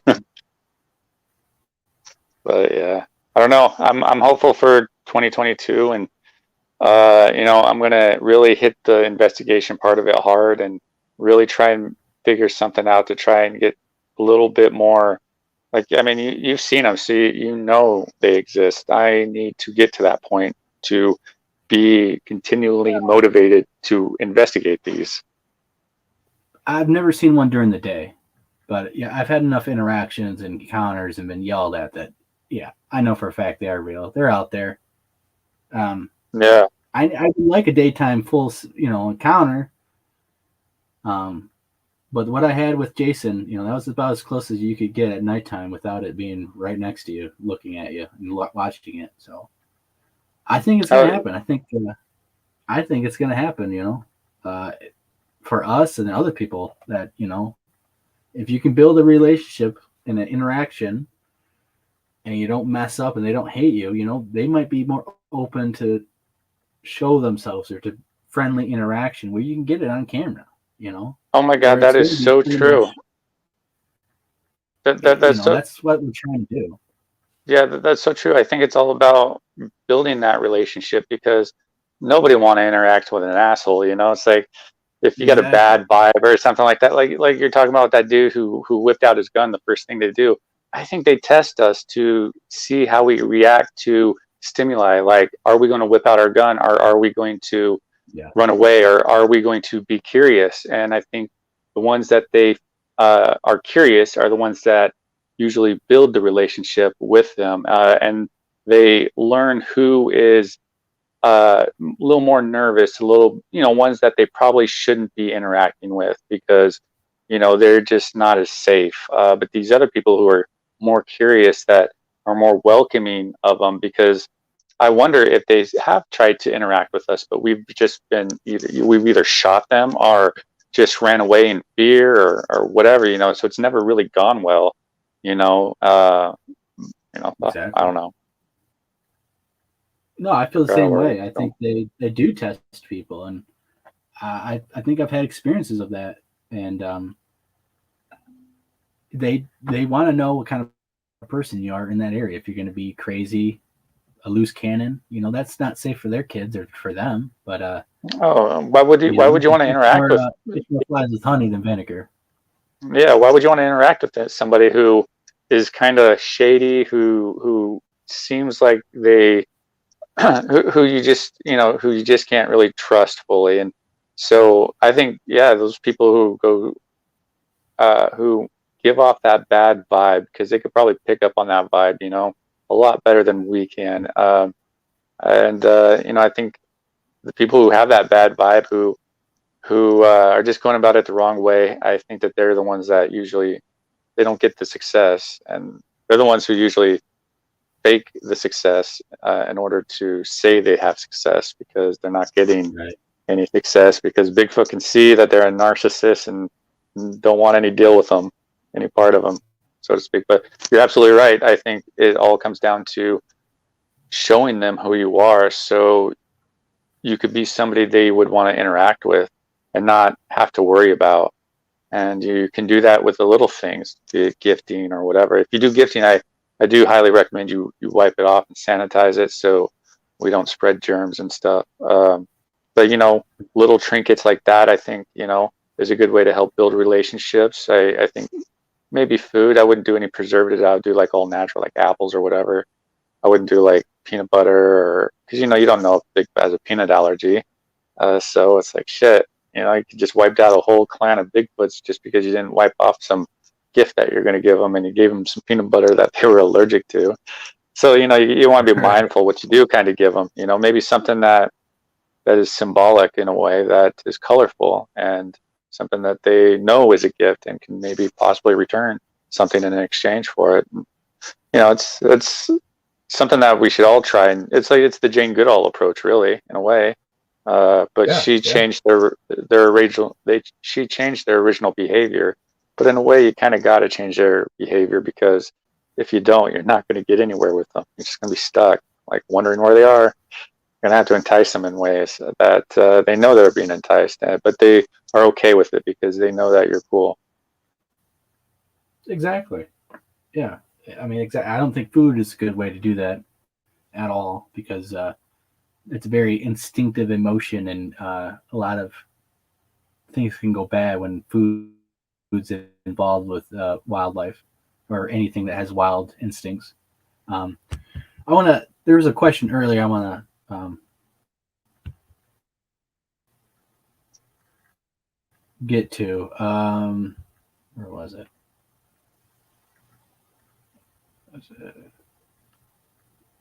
Here's this one. Pyromedic asked, was there any problem with you showing the red eye captured in Florida? Is there any non-disclosure agreement? No, there's no non-disclosure agreement. Well, there's no. I personally waited until I personally waited for the 168 documentary to come out before I dropped my evidence on there. I got some other stuff with Christopher Noel that we filmed and stuff, but I haven't showed that yet, because if it's on the other documentary, I don't want to spoil things. And the other question, other two questions real quick, was I have no idea what Mowgli on Monster, what he filmed and stuff, and why he doesn't show it. Out of respect, I didn't show any of my stuff until the documentary.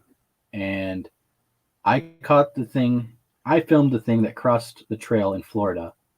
That was with Carrie's camera, and he has it in a hard drive. So that wasn't showed on the first documentary. Hopefully it comes on the second documentary. And well, I wouldn't hold my breath on that one. I heard that they're not doing the 168 anymore. The new one, like this next one. Yeah, this next expedition. I don't know. I told Carrie, I'm invited, but with family and funds and stuff, as it was going to be a last minute thing. Either I was going to make it or I'm not. So I know that he might not have it off. He might have to keep working through it. So it might wait another year. It's kind of up in the air. Yeah, from what I heard in a now deleted video, that he made a lot of mistakes with 168. That it's not what he wanted it to be, and that I think that's probably one of the reasons why he's not doing it again this year. He still wants people to go, but he's just not going to go do it. He's going to go do other projects besides that. I can tell you why. Is because there was a lot of people there who did not do the work, who did not go out, and who sat at camp and had camp fun. I told him this next time, event. if we go out there, I want to work. You know, it should be like a job. It should be like an 8-hour job outdoors. You know, you are expected to perform those 8 hours every single day, like any other job, hard labor job. It's going to be hot. It's Florida. It's going to be hot all week. Who cares? You have to get used to it. So there was a lot of frustration of that. There was frustration of team leaders and stuff. Then, you know, not really stepping up and being a leader and organizing stuff. So, yeah, I definitely see some frustrations and stuff out of that. And Well, Kerry was frustrated. all I can say is I tried to do my work. So, Yeah, Kerry was frustrated because he was saying that he didn't get the footage that he kind of wanted because, like you were talking about, it was just kind of so disorganized, possibly because there's so many people there that, you know, a lot of the footage, you know, he can't use because there's a lot of swearing in it. And a lot of people didn't do what you were talking about. They didn't treat it like a job. You know, because that's kind of what it is. It's, you know, that's why I think it's important to come up with a research plan if you're going to go out and do an expedition like this, like a research plan, like you do a business plan or a marketing plan with business. But a research plan will help organize and structure the expedition so everybody knows what the goal is, what everybody's role is, and maximize the time and potential out there. And I think maybe if there's more of a business or a research plan with the 168 or with some of these larger expeditions, it would probably be a little bit more structured and organized. But even for the smaller expeditions, it's something that I'm wanting to focus more on this year is to write up a research plan to really kind of help me stay focused and dialed in of what I want to do and not get distracted with, you know, just bull crap with the Bigfoot community and stuff. I'm trying to limit myself on the whole online thing. I think I'm just I'm really considering like disconnecting from it completely and just going out and doing that. I know how you feel, man. Yeah, but you know, it's tough. Good friends on here and stuff, and it's a good community. You know, it's just unfortunately there's some shenanigans going on, but it's kind of what it is. Everybody picks their side and, you know, goes with the people that, you know, best fits with where they're at in their journey and the subject and stuff. Yeah, I agree. You know, it's what the community's, you know, it's there's a lot of talk and there's not a lot of walking. And, you know, that's kind of what happened at 168. We tried our best. You know, Kara's out there. There's a lot of people who are actually in the woods doing stuff, but there was people who were, you know, quote unquote, you know, expert types that people think, and they didn't do nothing really. So that's what I'm saying with these experts are people who claim to have revealed knowledge about Bigfoot or something, but no evidence to back it up. I think we need to have a little more accountability when we believe those type of people, because I'm personally finding that those type of people don't have anything worth value, worth listening to, worth wasting time on, or anything like that. So I'm you know, putting out there going forward, we should start asking for this type of evidence, especially if they're out there actively researching it. It's like, well, are you really? You don't have anything to show for it. You just tell us you're out there doing all this stuff, but nothing to show for it. And they're claiming to get interaction, but they don't film it. They don't audio. I mean, well, you know, people like to push the. I mean, yeah, but people like to push. There's stuff I wasn't able to film and catch, but due to technical issues or something going on. But well, yeah, but a lot of those people also push the goalpost back, so to speak, by creating some sort of excuse like, oh, well, they sense this, or, you know, I don't use electronics for this or that, you know, and it seems like it's always pushing the goalpost back as to why, as more of an excuse of why it doesn't need to be presented. You know, it's just, you know, we're just supposed to take their word for it that, you know, that's it, and it doesn't work that way. And I'm personally kind of done with listening to that type of stuff, and I am getting the sense a lot of other people are too nowadays, and because it offers nothing. It's like, oh, it sounds nice, but, you know, where's anything to back it up? And so I think we should start, you know, being more mindful of that, I guess. Raise the standard a little so we know what really we should spend our time on. and stuff like that. And a lot of it comes to documentation, properly documenting our outings out there and presenting it in a way that other people can be like, okay, yeah, I see what you're presenting. I understand your research that you're doing, because you're presenting it in a way that is professional, in a way that a research plan would help with presenting it, because it's going to help give you that guidelines of, I came across this, I took it to these people, got it properly vetted out by these people, which is all transparent, and then it's presented to the public in this way. Having those type of standards, I think going forward is going to be the gold standard, because anything below that, I don't think people are really going to accept anymore, because it's just, we know that we shouldn't really accept that stuff. So I don't know. I agree. And like I said, it's been 55 years, and it's a lot of the same stuff, same stories, nothing has came really out of the last 55 years. There's some decently interesting footage. There's a lot of good tracks, some other good physical evidence, but there's no interactions. There's really not much full-blown encounters going on where you can say, well, wow, there was something going on. I think it's coming to a climax where, it's the fantasy and the reality are going to collide, and, the fantasy isn't going to be able to hang on to their lives and to their fantasies. You can't keep it up. It's only all those for so long before you have physically something backing it up. Mm-hmm. Yeah, and I think you're right. We're getting to that point now, and especially with how that magic of finding Bigfoot, and because that brought a lot of people in the subject and brought a lot of happiness and whatever. But that's kind of wearing off now, and we're kind of left with what the reality of the story, of the subject is. And I think it's people like you, me, and some of these other people who are more dialed into what's realistically going on out there versus people who who say they know, but you don't have anything to back it up with.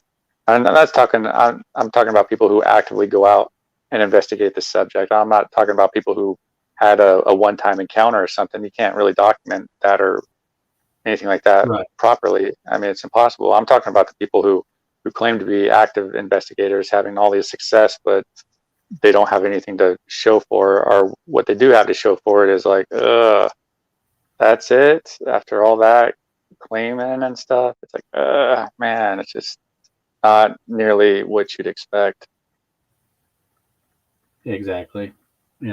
I mean, it's hard. It's hard getting good evidence. I've been trying for a while. Oh, it is. It's not easy, but it's not impossible either. If you actually do the hard work, you do have chances and opportunity. At least for us, we've actually been pretty blessed this last year and had a lot of opportunity to get better stuff than what we got. But the reality is, you're in the moment, everything's chaotic. Maybe you're not ready and stuff, but if you put the hard work in and you have a good spot, a good area, a good state, and you kind of know where to go and what you're doing, you can get some spots and get opportunities. It's people say it's hard. I think it just depends on where you're at. Up where you're at, it's probably a little harder than here in Michigan, lower Michigan, where it's more populated. It's farmland. It's not the Cascade Mountain Range and stuff. Yeah, because it's like the areas I investigate. It's remote. It's wild. It's goes all the way up to the last frontier of Alaska, untouched. Exactly. All right, here's my co-host, the Caller Kid. Jumping in a little late. How you doing, James? Yep, only 2 hours late. It's perfect timing because I'm going to have to bounce out here pretty soon. So no, it's perfect timing. Yeah. So do you guys investigate together? Yeah. Yep. Oh, nice.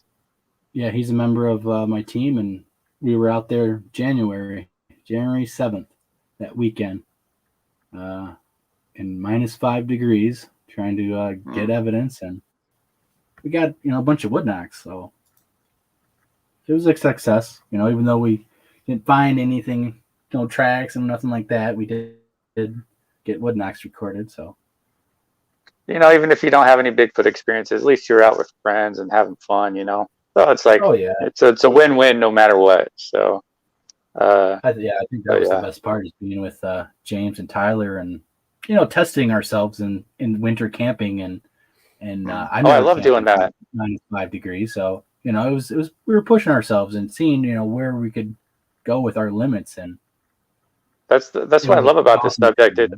This opens you up to so much other stuff that you weren't really necessarily open to, and but Bigfooting will get you into these different things that, like you're talking about, like, you know, cold weather camping and stuff. It's a beast upon its own versus, you know, regular camping, and because you really do test yourself, and you know that testing is really important in life, and something that we all should do. That's exactly right. That's how we grow and get better, and I think it was worth it and stuff. So, you know, we got more stuff planned each and every month now. Hopefully this year is going to be good for us, good for you, Brent, good for a lot of other hardworking researchers. Yeah. Actually doing boots on the ground stuff, you know. Mm-hmm. I have a good feeling about this year. I really do. Oh, same here. I'm very excited. I am putting myself in every situation possible to see one. I'll document it the best way I can. I'm not going to be sad if I don't properly document it. But if I can just see one, I will be ecstatic. That would get me so revved up about this subject. I would be like its #1 advocate. Literally, I would. But I got to get to that point first. So it's unfortunate. But hey, I'm going to have to bounce out, though. It's getting late here. And I'll listen to you guys as after I leave, though. Hey, So, I appreciate coming on, Brent. You know, anytime yeah, you absolutely. want to come on, we can, you know, just show up and I'll send you a link and stuff. Yeah, I've been busy, really busy a lot lately. But yeah, man, next time I see you on, I'll see about hopping on and all that fun stuff. But I look forward to your guys' conversation afterwards too, after I leave. So keep it going. All right. Thanks again. All right, later, guys. Yep. All right. That was Brent from the Tall Ones YouTube channel. I should suggest everyone go over there, subscribe, check out the stuff that he has that he mentioned on the show. You know, he actually is doing a lot of good work. He has a lot of good people up there around him that he's goes out with, and they're doing some pretty good stuff. You know, been keeping an eye on them for a little bit, and you know, it's just one of these other people who are really doing the good work, and I expect good things to come from these hardworking people, and not because, you know, I'm tired of the same old, and Brent is, and there's a lot of people who are just, we want to break through this plateau that we are in with evidence and encounters in just the last 55 years of the same bullcrap. I mean, so James, do you got anything new you want to talk about? Anything you want to share or anything? Oh, it's like, you know. No, I'm just asking. I mean, there's this one thing, little paranormal type thing. Okay. Actually, today it happened today.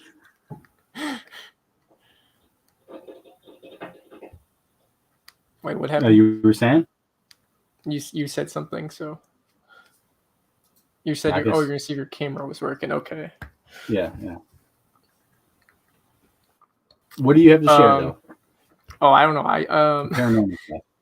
I took like a nap earlier for like 2 hours, and I was like in this weird like trance-like state where it's like I knew I was dreaming, but like I couldn't get out of the dream, you know. Okay. So you knew you were in a dream, you were awake, but you couldn't get out of the dream. Yep. And it's like I was telling myself, I need to wake up soon. And it didn't happen.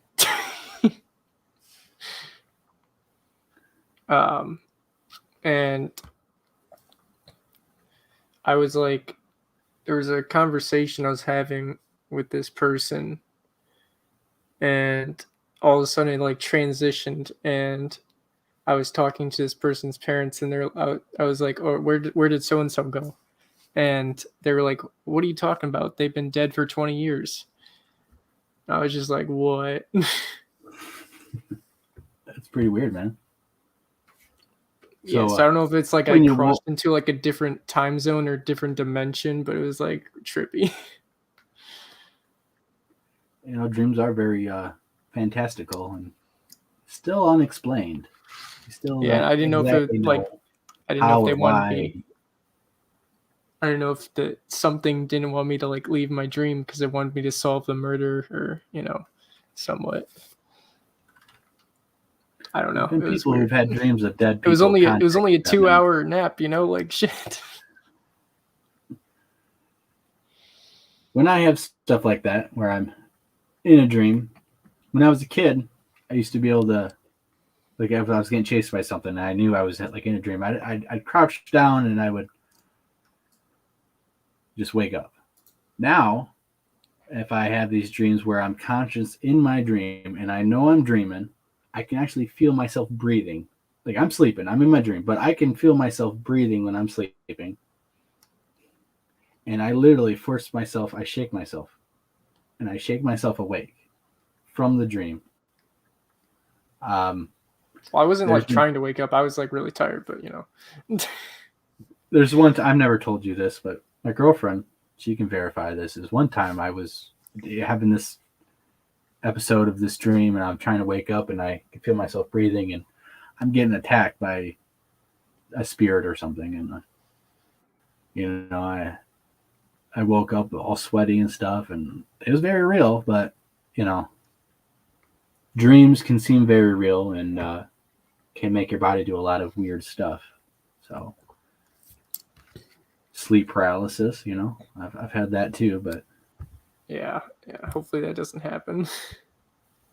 Well, when I finally was able to get up, my bookshelf, my nightstand had a bunch of books and stuff in it. They all fell down, and that was a pretty weird experience. But well, I did write some things down that I did remember about this.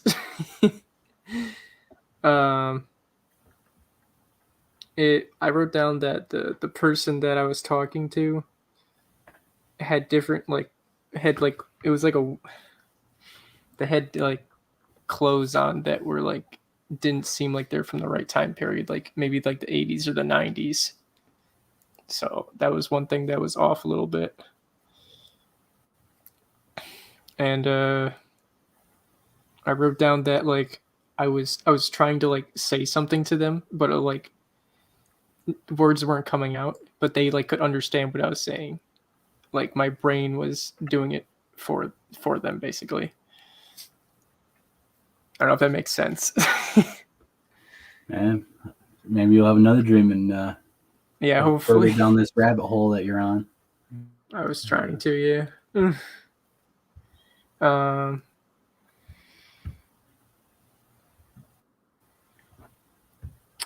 Yeah. Hopefully, I do have another one. Yeah. Because there was answers I wanted that I didn't get. Do you ever have any Bigfoot dreams? I did, once. It was before I had my encounter, actually. Are they good or are they bad? Here, I wrote it down, so. Always. I don't know, it was a while ago, so. I used to when I was younger. I haven't had one in a very long time, but I'm gonna tell you, when I was younger, they were never nice dreams. They were always bad.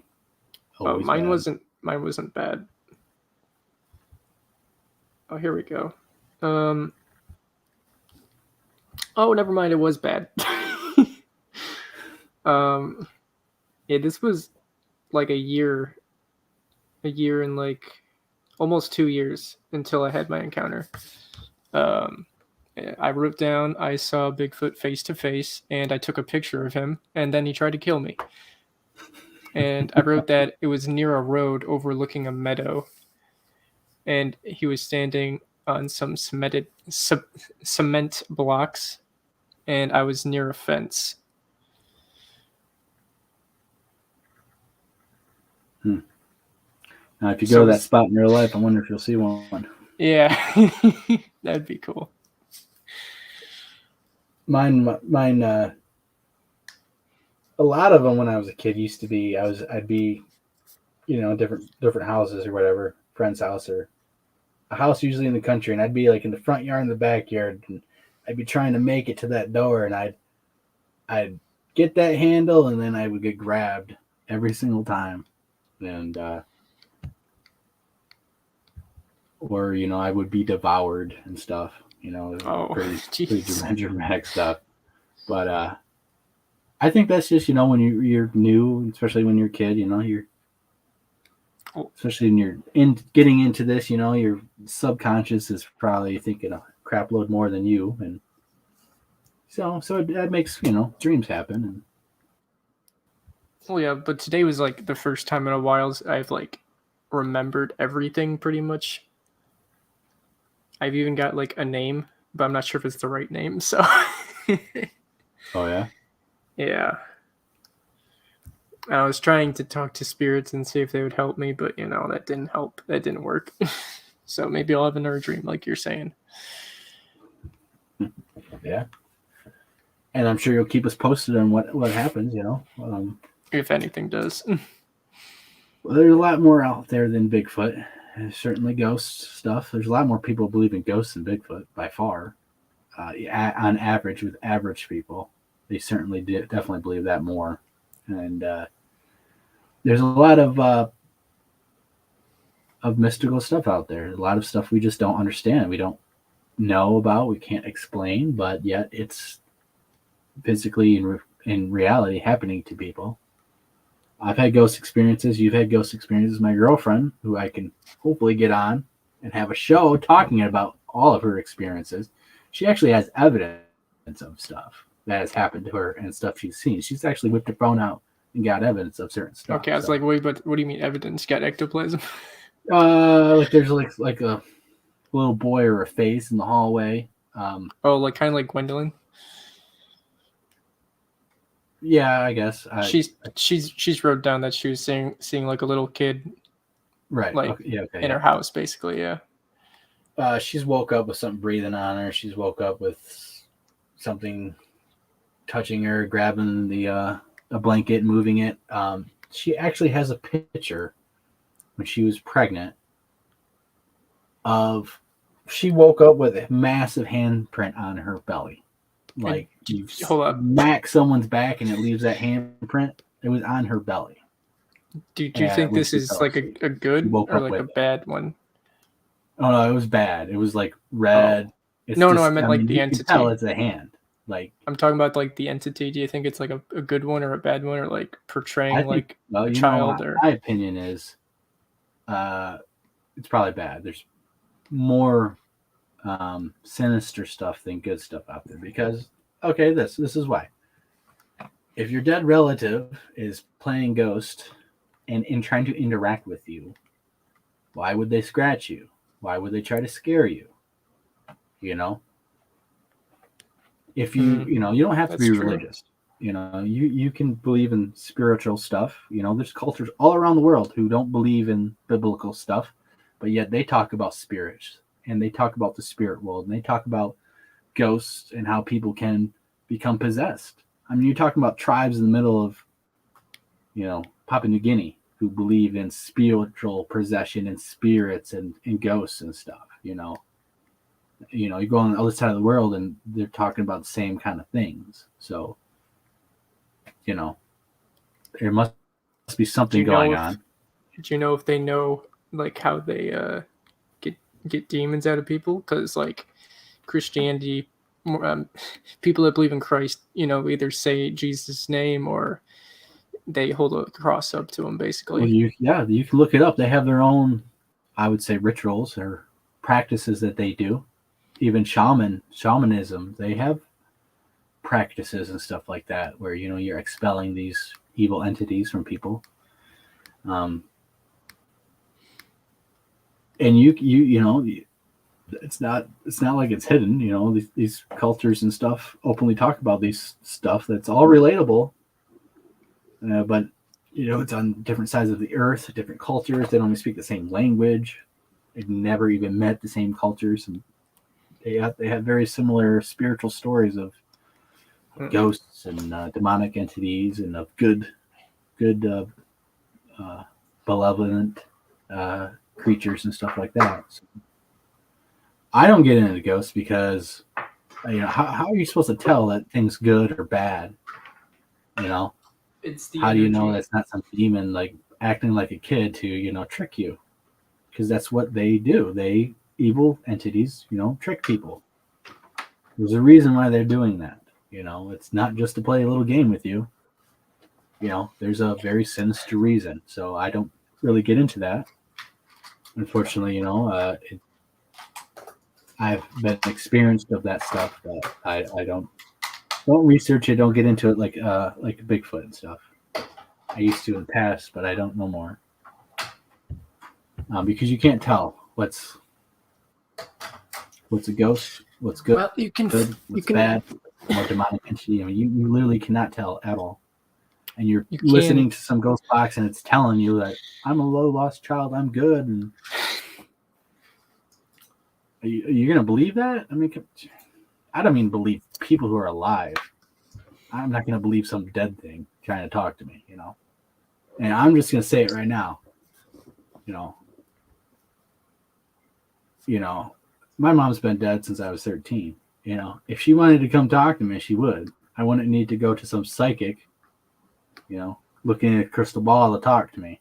I wouldn't need to place a recorder out and get voices and stuff. You know, if it's going to happen, it would happen. You know, I believe in, you know, God and Christ and stuff. So if it was going to happen, it happened that way. I don't need to rely on some person in the world or some entity, ghost entity that's, you know, saying it's a dead relative. How do you know? And well, people will say, well, they know things that, you know, no person would ever know. But you're not talking to a person. You're talking to a spirit. You're talking to something that's on the other side. So how would, you know, they could have access to information that is not known to other people, especially if they're trying to trick you. So I don't deal with all that stuff. I think you can just You know, if tell we off come the across in energy. the field, that's one thing. You know, if we're in a spot, that's one thing. But I don't actively go and do that stuff. I think you can tell off the energy it gives, but that's just me. I was gonna say something I completely forgot. I've been trying to find a good psychic because I want to talk to one. There's it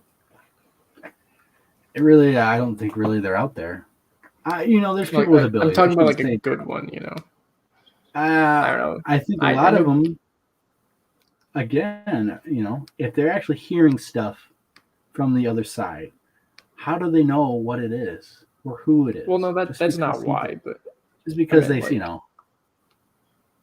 Well, you know what I mean. Like this whole contacting the spiritual side, it's a very big can of worms that when you open it, you really don't know what you're getting into, and you have no control really, other than your spirituality and maybe your religious beliefs and your own belief in your power. But you know, yeah, I'd rather go chase Bigfoot out in the woods and, you know, get my life shaken and frayed and maybe pee myself that way than to deal with a ghost who I can't see at it, you know, whatever. And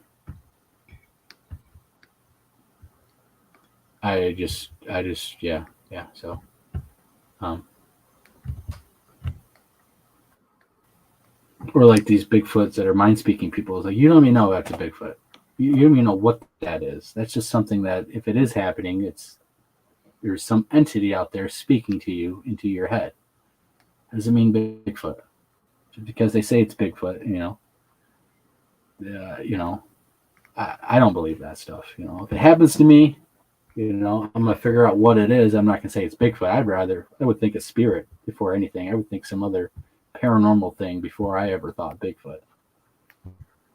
That Bigfoot would have to be standing in front of me. It would have to be mind speaking to me, and, you know, maybe talking to me.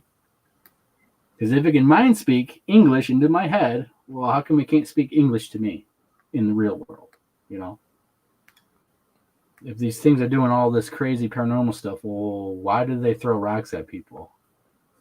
You know, like, I think there's a lot of other things out there that are tricking people, and it's not good. You know, it's for nefarious purposes. So, off the little deep end right there, but it's all right.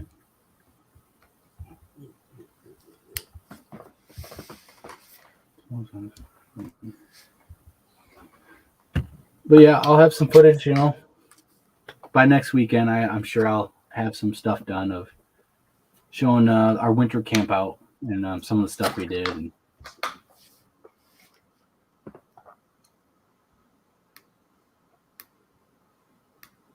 Yeah, I saw that too. Oh, what the fudge? Northman's Keep. Have you ever encountered little people in Michigan? And there's something that runs past Michigan Aboriginal when he's at that park in Southfield. I don't know that video on James Lady, Michigan Aboriginal Project's channel. Northman's Keep. Are you from Michigan? Have you been on maybe it was a different person. I thought you were on Bigfoot Odyssey or something, and weren't you from Michigan? Or I might be thinking of someone else, but that person had seen little people here in Michigan. No, we have not. Okay, yes, you are. Okay, yeah. No, I actually know that exact spot pretty much where you said you seen them, and we've never encountered any little people down there. Bigfoot stuff, yeah, but not little people. So,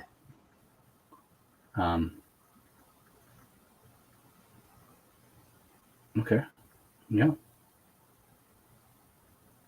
that's not too far from James. Oh, I know where that is. Yeah. Actually, you know, maybe we should organize something, because I actually really want to go to the exact spot where you had seen the little people and investigate around there, because you know, Michigan, tribes of Michigan do have what they call little people, and they call them Puckwas and Pugwudgies, and here they used to call them Paisas or Paisas. They all had little different names. They were all the same creature, but slightly different variations, slightly different names, because they spoke different languages. But yeah, we would. I'd actually be interested in if we could set something up and actually go out there and investigate for little people and Bigfoot, of course. Put my emails in the chat.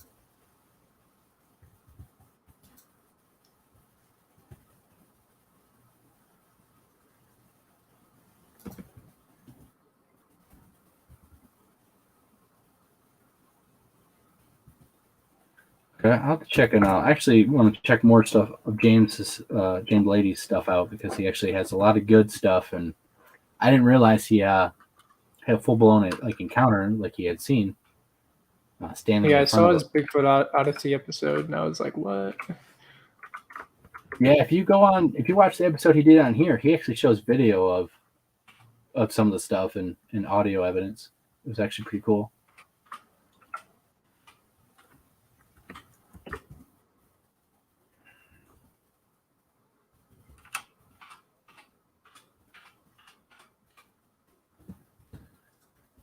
Yeah, James Lady's an awesome guy. He's you know, he does a lot of good work. Which video of his was little people in? He said it was it's in the comment I don't think he gives the Well, name yeah, I of know, it, but yeah, I'm on his channel right now. I'll watch it later or now, depending on how long it is. right.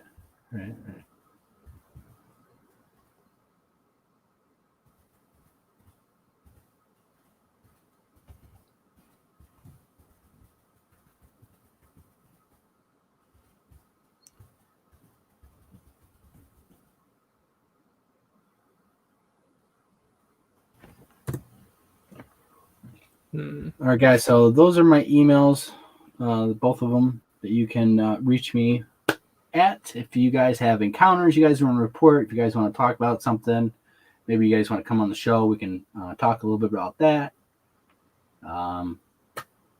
Anything you guys want to really contact me about, that's the easiest way.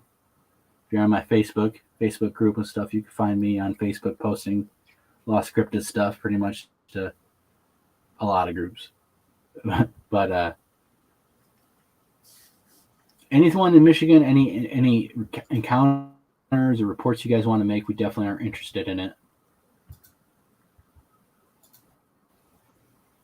We're having we're gonna have a camp out here. A couple months. I'll send you an invite for that. North Manscape. I have a few questions and stuff we can go into. Okay. What were you talking with that one guy that joined? I wasn't here to listen to it. Brent? Yes. What were we talking about? Yeah. I don't know anything about him, so I'm trying to say.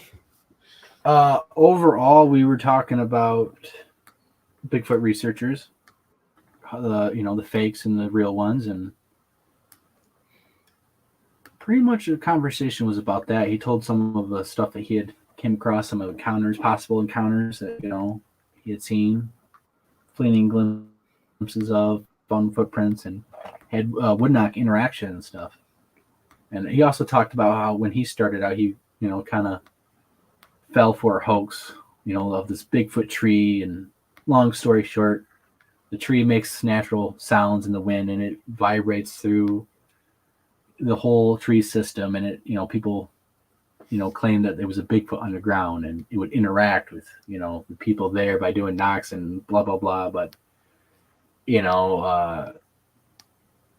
this went on for years and stuff, like he explained. A lot of people fell for it, and then reality hit, and it's not real. So he was talking about that. It's actually a pretty famous story. Just type in. I'm sure there's videos and stuff. Ernie would know. Ernie could tell you a lot about that. I'm sure. I don't know anything about that. It was just, again, people just playing fantasy, and other people believe in it because they didn't know any better, or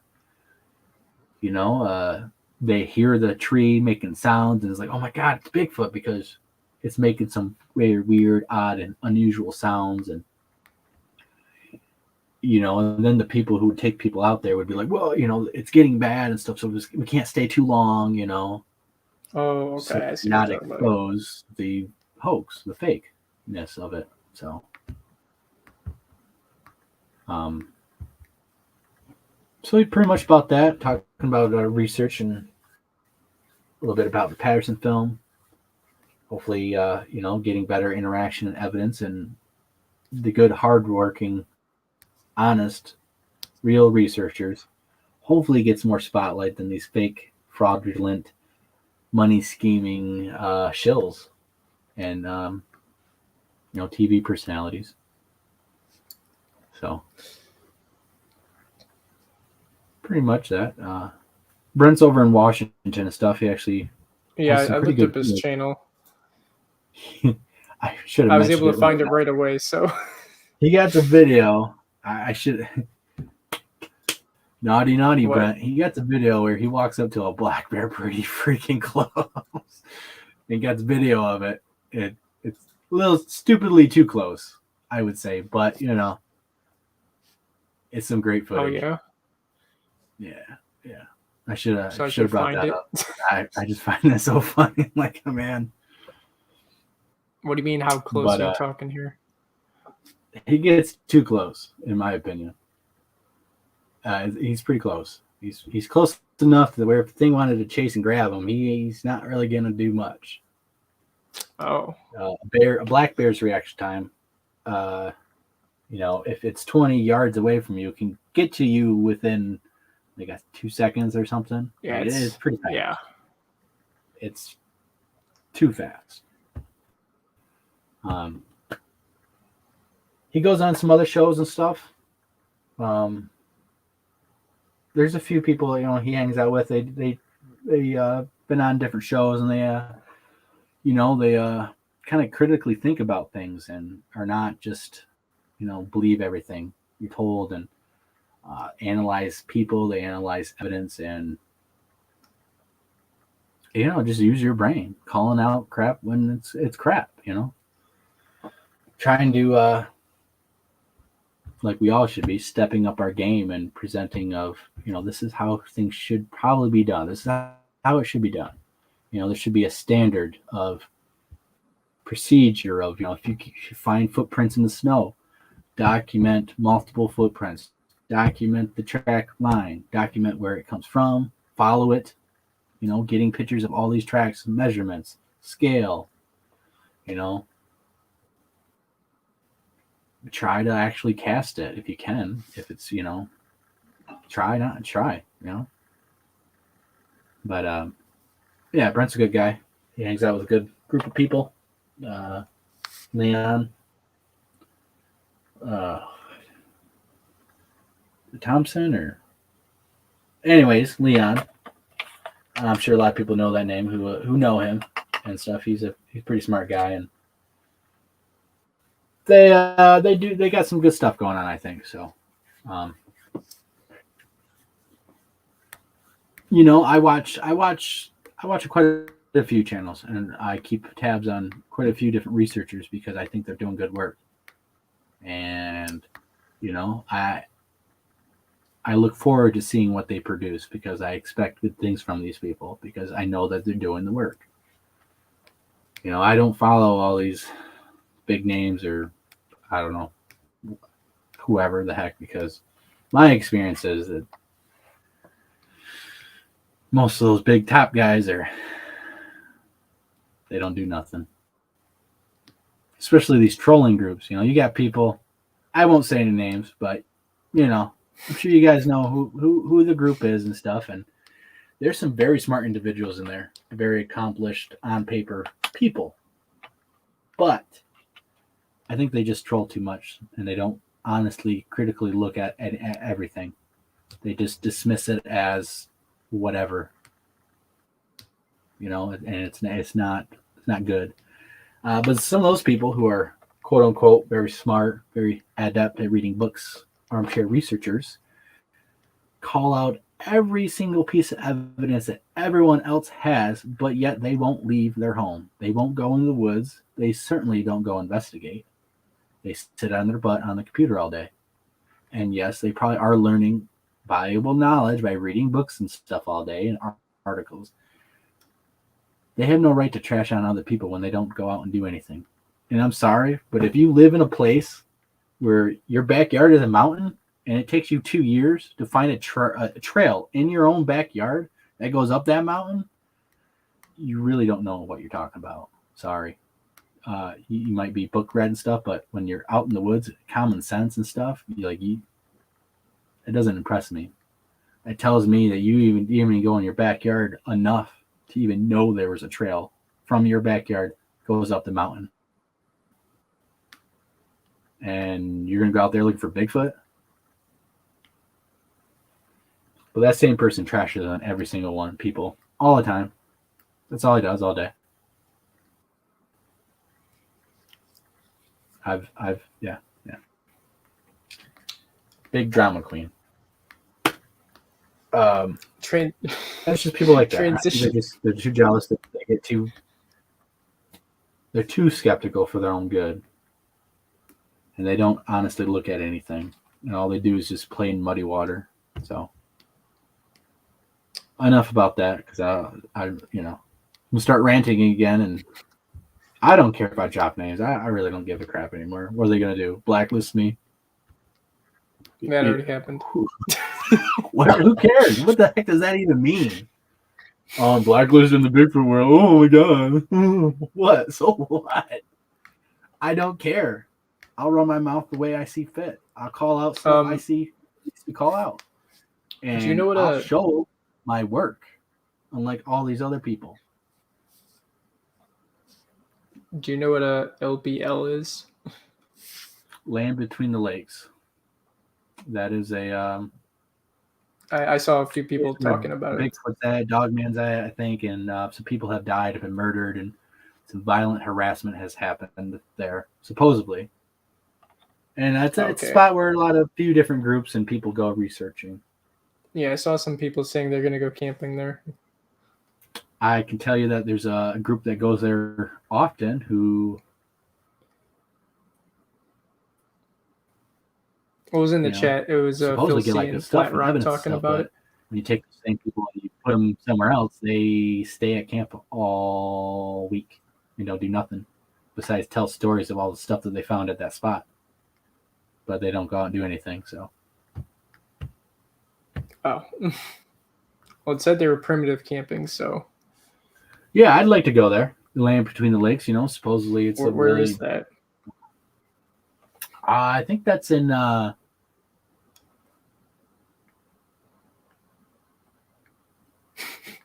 maybe Tennessee. Oh, I was thinking Michigan. That makes sense. I know it's around that kind of region-ish, Mid-South. I don't know. I'm sure people in chat can tell us actually. Well, yeah, it was Phil C and Flat Rock talking about it, so that's why I was wondering.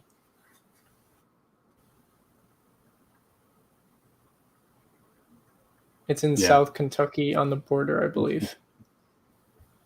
Okay. I'd love to go to Kentucky. There's a few places there I actually want to check out.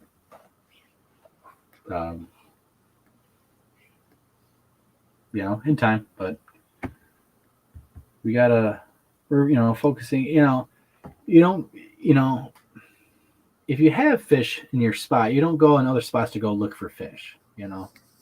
It's fun to go do all that, but how many times are we really going to go out there and be able to investigate? And certainly can't build any kind of relationship doing that. So, well, you hear crazy stories, but I think some of them are real. They have law enforcement covering up stuff there, which does happen. They cover up a lot of stuff. And I'd be down to go to there,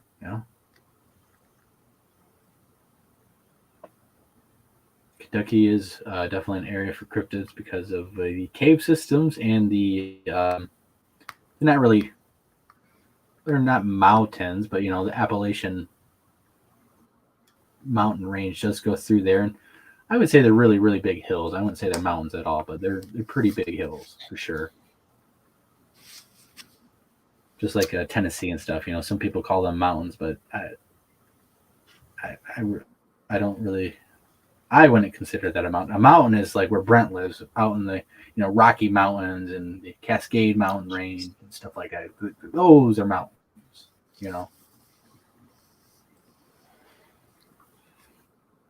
But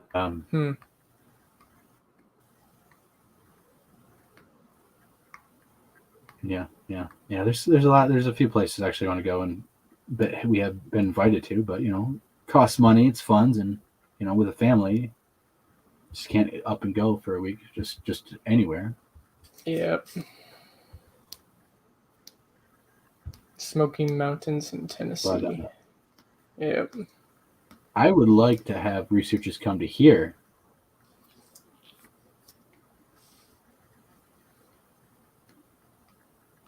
To research here in Michigan, because we, I don't know what it is, maybe there's nothing special about Michigan at all, but we have a pretty high population, and honestly, we this last year and last few years, has been pretty steadily.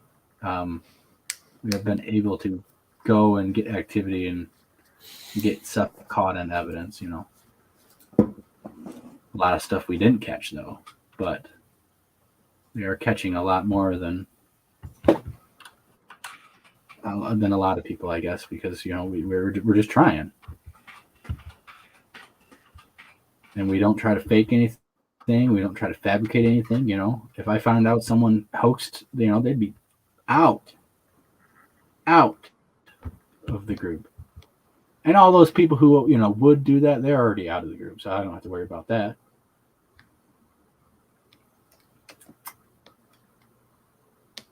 So, yeah. All right. Well, I do have one more thing, go ahead. but I'm waiting for a response. All right. No, I'm waiting for a response from Northman. He said he had a activity for 40 miles from his house, and he lives in Warren. So I just want to know. I'm pretty sure he's talking about the Waterloo area, Oh,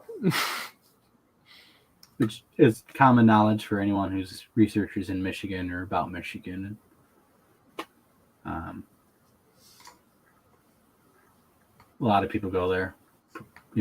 I think pretty much everyone would go there a few times at least. At least once. yep, he is talking about Waterloo. Shit. I figured. Yeah, it's a hot spot. I mean, that's always been a hot spot. Actually, never mind. We've had activity there. We've filmed stuff. Me and James had our daytime encounters there. Oh, I didn't know. I was about to say that, but I didn't know if you wanted to say that. So I don't care. No, it's not. We do have areas that we don't like to talk about because I definitely feel like people would go in there and potentially ruin stuff for us on purpose, or try to hoax us and then laugh about it later. Because there's people who just don't like me. They don't like what I do, and while they're playing conference, we're in the woods freezing our butts off getting evidence. So, where am I with the eye shine? All right. Well, they definitely reflect light for sure. Oh, is he just talking about it in general? I thought he was talking about in Florida. Yeah, in Florida, the red eye shine. I did see that with the naked eye, and I did move. You can see I have the camera on it. It's a night vision Psionics color night vision, and I have an IR light attached to it, and I'm moving it away because I wanted to see, and you can see it. The beam is off of it, and it's still glowing red. I was trying to see, first off, is it glowing because of the light, or is it self-illumination? And then I did notice that it seemed to, when I kept going back on it, it seemed to react to the light, the IR light, indicating that it might be able to see the spectrum. And I think that was a 800 something nanometer, and the 940 nanometer IR lights they might not see. Only one way to find out. Are you talking about the 168 clip you got? Yeah, that is the red eye shine. Okay, I was like, what are you talking about? Yeah, that was in Florida at the 168. It was actually the last night there.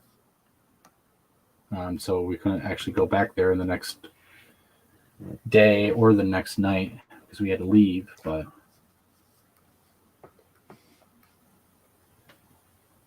when I did see that, it did kind of stop me in my tracks, and I didn't go after it. No way. I mean, I already seen the thing cross the road, and when it stopped and it turned its head to look at me, it kind of freaked me out because, you hear all these stories of them spider crawling, and they're crawling on all fours, and seeing is believing. And it definitely was an educational wake-up call, slap in the face that, you know, these things are probably on the all fours a lot more than we think. And they're pretty expert at it too. And I did film that.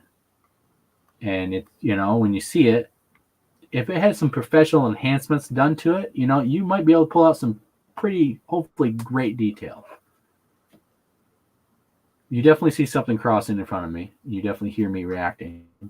And you see it go into the reeds, and it goes right to the other group. It goes straight towards them. And I radio them, and they hear something, and they're just like, you know, we hear something around us, but, you know, we don't know what it is. That was the same night where other people had stuff thrown at them, thrown at a flashlight that got knocked out of Mike's hands. And they were chasing something before we met up to that encounter. Are you talking about Florida right now? Yeah, 168. Okay. And you know, me and Christopher Noel were at this bush, and we thought we were hearing stuff, possibly getting interaction. The creature that crossed the trail came from that area and crossed the trail. So it leads me to think that Christopher Noel was having some interaction there, because it happened, you know, 20, 30 minutes after that when we all met up.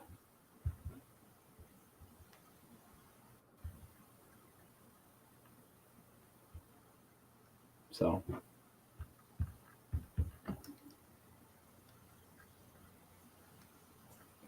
yeah, it's out there. I don't have that evidence clip. I could have had it, but one of the members in our group, who was a government shill, wouldn't give it to me. Refused to, and said that, you know, it needs to be kept safe and pristine in case, you know, it's going to be looked at.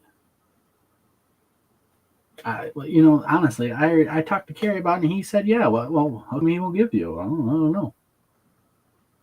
Did he give it to Kerry? No, Kerry has his own. Oh. The other person had a copy of the hard drive. He had a copy of every single thing that was shot. Okay. So did you ask Kerry if you could get it? He's keeping it safe. Did you ask Kerry if you could get it? Anyone wants to actually scientifically look at it and stuff, which okay. I don't think that's going to be happening. So he didn't like me. I don't know why. I really don't give a fuck, because I don't like him. He's a government shill. And his actions and their actions of the people, what they're doing now, proves everything I thought about them. So this is the guy who said, you know, if you don't write your account on a piece of paper and give it to me, we're sending all this stuff to some scientists out west, and you're not going to be in it if you don't give it to me. I don't like ultimatums. When you give me an ultimatum, I'm going to spit in your face and tell you to F off. I don't like it. So apparently my encounter that Jason filmed did not get put in this report that's sent to some blah, blah, blah. I would think that's hoaxing. I would think that's blatantly obvious lying, fabrication, and hoaxing. So I don't deal well with people like that, especially when I find out that you're like that. But Kerry does have that footage. You know, it's buried underneath a lot of other videos, but it is there. Hopefully it will come out. You know, I know Kerry's a busy guy, and there's a lot of footage to go through, and I know that that's probably, it's like, you know, it's like 10 seconds worth of a clip that's in like a 4-hour total clip that was filmed. So,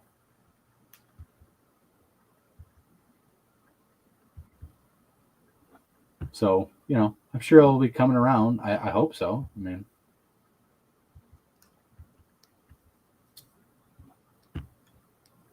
so, yeah. So, what have you been up to? You been going out at all? Well, you know me. Not as much as I wanted to, but yeah. I have not found much, though. If I had found something, Just like I would local? report it. Yeah, I got a few different spots I go to. I hit up. Okay. It's not too far, you know. You didn't find anything? No. But, No. Okay. you know, they could be different areas and stuff. You know, different stuff. Yeah, it's winter, so. It is, and I thought they'd be in this one spot. They're not. You know, they could be. There's a few other spots, so I think that they hang out during winter. But you know, then again, you know, you don't know until you go investigate. So. Well, me and Tyler are planning to go out next week. I would say when, but yeah. Well, I can't get it off. If it happens to be on a day where everything works out, I'm going with you guys. But it's not the weekend. I wasn't able to get that off scheduled. But we got stuff planned for next month. Hopefully. So, and if it all works out, hopefully. Yeah. I'll be going out, but hopefully you guys can. We all go out together and get some stuff.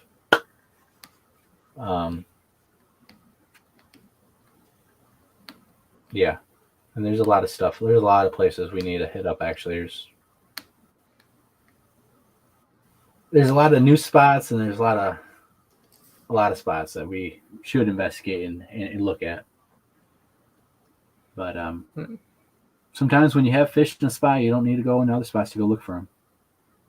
Especially if we're building a relationship.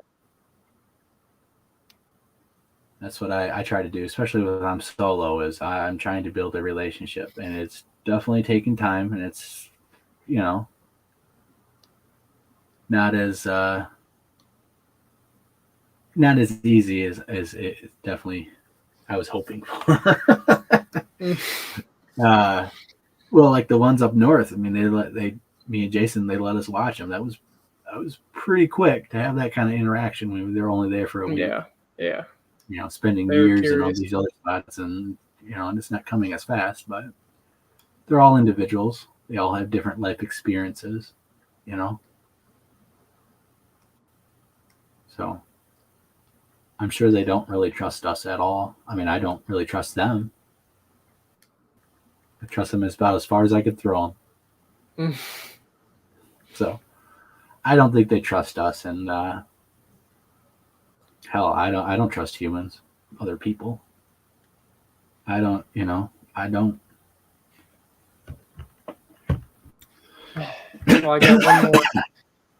I got one more thing to talk about. Go ahead. I'm not gonna try to... You good there? Oh, jeez. Swallowed some spit wrong. How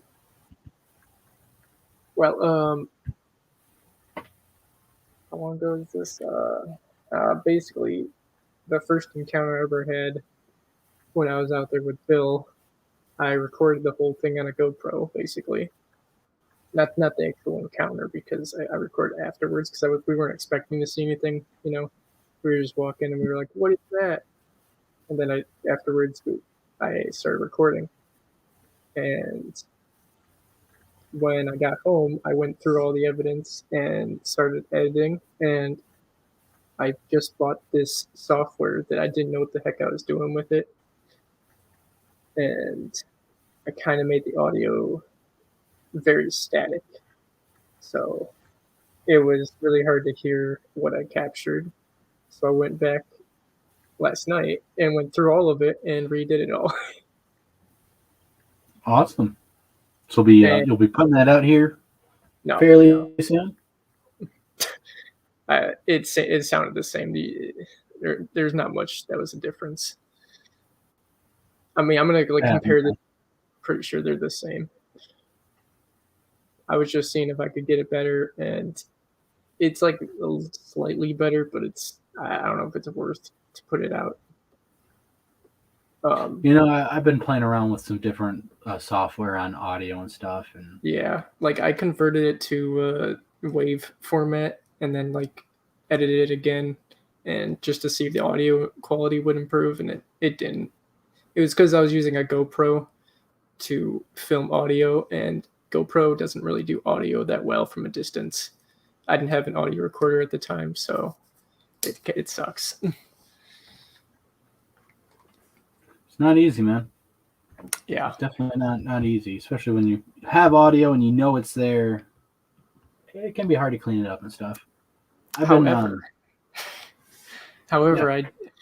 I did have video, and in that video, obviously it was dark, but we had our flashlights, and I think it was like a full moon as well, or at least close to it. And we like stopped for a few seconds and like looked around, and there were moments in the video that you could see bright like circles out there in the woods. And I'm not saying it's Bigfoot, but there's something out there with eye shine in the video that I just noticed. This was from a while ago? Oh Like yeah, when this you is like actually filmed? 3 years ago. Yeah, I just went Okay. through it just for fun. I was bored. I got yeah. I did that too. I got stuff that's never been released that And we didn't see the eye shine, obviously. So I'm not sure if it is eye shine or not, or if it's like flashlight reflection off of something. It's hard to say. What season is it? November or September, actually. Bugs are still out. Yeah, it's possible. It could be bugs, but it's like a distance away. It's not like really close. That definitely helps it not being a bug. Usually when they're closer, you can see it. On some of the footage we got of the UP, there's several bugs that definitely look bright, like orbs and stuff, but they're clearly bugs. And there's actually footage I have where we're panning and stuff, and the leaves look like they all of a sudden, bam, are super bright. Looks like, an orb or eye shine, and then the camera pans a little bit or the light pans away, and it's a leaf. But hey, maybe you should. Is it on your YouTube and stuff? I can check it out. If not, you should send me it. I can just show you after the show if you don't mind. Yeah. I'd like to see that actually. I do it now, but I don't think I think I deleted it. It could be, wait, hold up. It might be my trash can. Oh, it is. And and it comes down to really this, you watch enough videos, you're not watching enough fake stuff and hopefully real stuff, you kind of get a sense of, what things are and what's actually going on.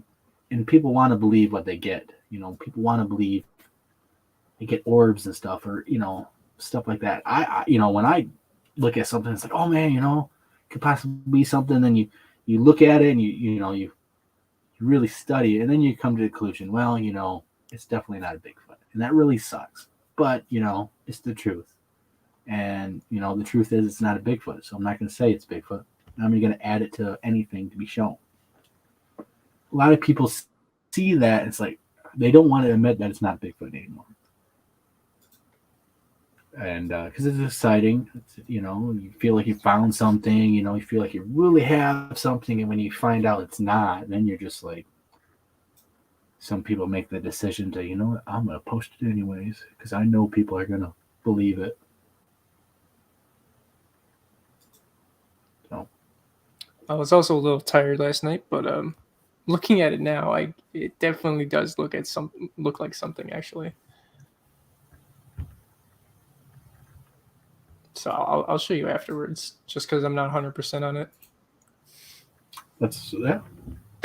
Sounds good.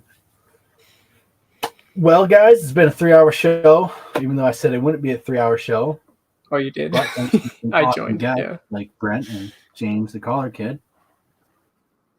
I felt a little better and felt like we could do a 3-hour show. So, Or were you not feeling so well earlier? I didn't feel like doing a long show, but Oh, okay. you get talking, getting interacting with people in chat, Brent and yourself. Put some vigor back into me, and I don't want to do 4 hours though. Yeah, no, I'm done. I gotta get up early, and I don't. I got a Super Bowl party I don't want to do tomorrow. the 4 hours. You watching the Super Bowl? No. Come on, Stafford's got to win. I'll tell you why. If my dad didn't force me to watch it, and and stuff like that, I'd probably be into it a little bit more. But you kind of ruined it for me. And I'm gonna put this out there. When you watch this Super Bowl game, you're gonna be watching more commercials and them standing that's the around main on the reason. sidelines than you will watch them playing actual game I mean, time. the commercials are the best part of the Super Bowl. When you just look up actual game time to time on the sidelines and commercials and stuff, there's a big difference there. Well, yeah. If I watch sports, I don't watch TV. I watch, stuff that's interesting to me, History Channel stuff, some political stuff, but mainly Bigfoot stuff. But I watch UFC stuff. I watch fights, boxing and stuff, but I don't watch football or any other thing like that.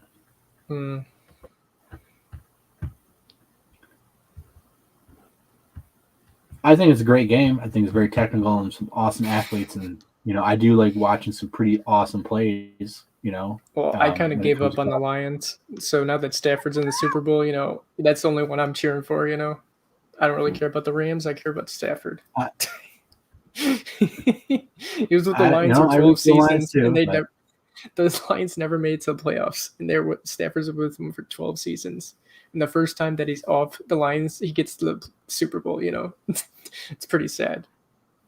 And the Lions also have their worst record of the year. At least in a while, their worst record. It's pretty bad. Yeah, well,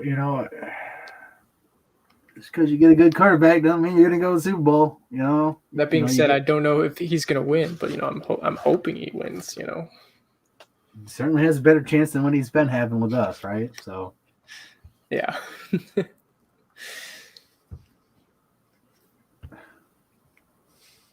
can't even get to the damn playoffs, man.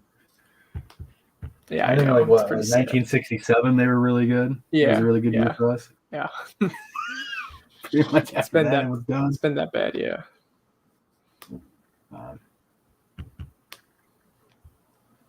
No, I don't watch TV no more. I don't like. Well, I don't really either, but we have Netflix, we have like Disney Plus, and we have Hulu, and we actually have streaming stuff. Mainly for the kids. YouTube. I watch YouTube pretty much more than anything. I watch Netflix here and there. I watch YouTube mostly. I mean, pretty much everything's on there. In any category, anything I want to look at and research, and it's mainly Bigfoot because that's what I do. It's what I'm into. And I want to know what's going on, what's happening, what other people are finding, because I want to learn. I want to maybe find a piece of the puzzle that I'm missing that someone else has that pops the light bulb in my head and say, aha, Yeah, I watch a little Bigfoot here and there. Like World Bigfoot Radio he did a live stream the other day.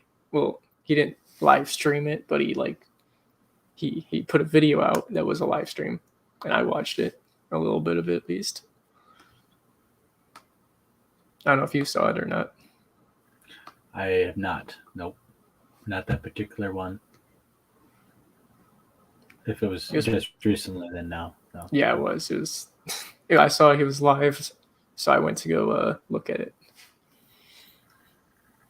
Sometimes it's really hard to watch all these live shows and stuff too. I usually watch after the fact. I just caught him at the right time, so I'm always cooking dinner by the time everyone starts, and that's how it was with Bigfoot. I've seen playing a lot of board games and Uno and stuff like that lately. So, oh, you have? Poker. Yeah, I've been having some fun family game nights and stuff. And did you teach your son euchre yet?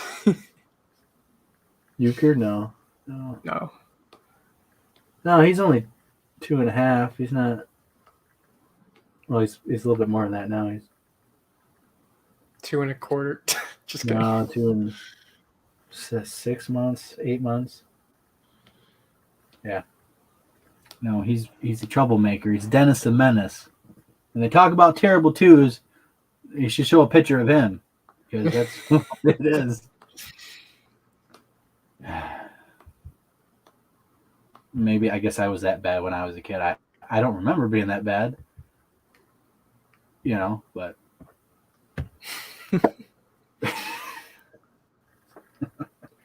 Yeah.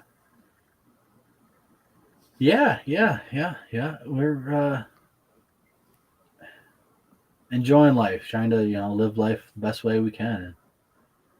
It's nice having my future Squatch partners in development.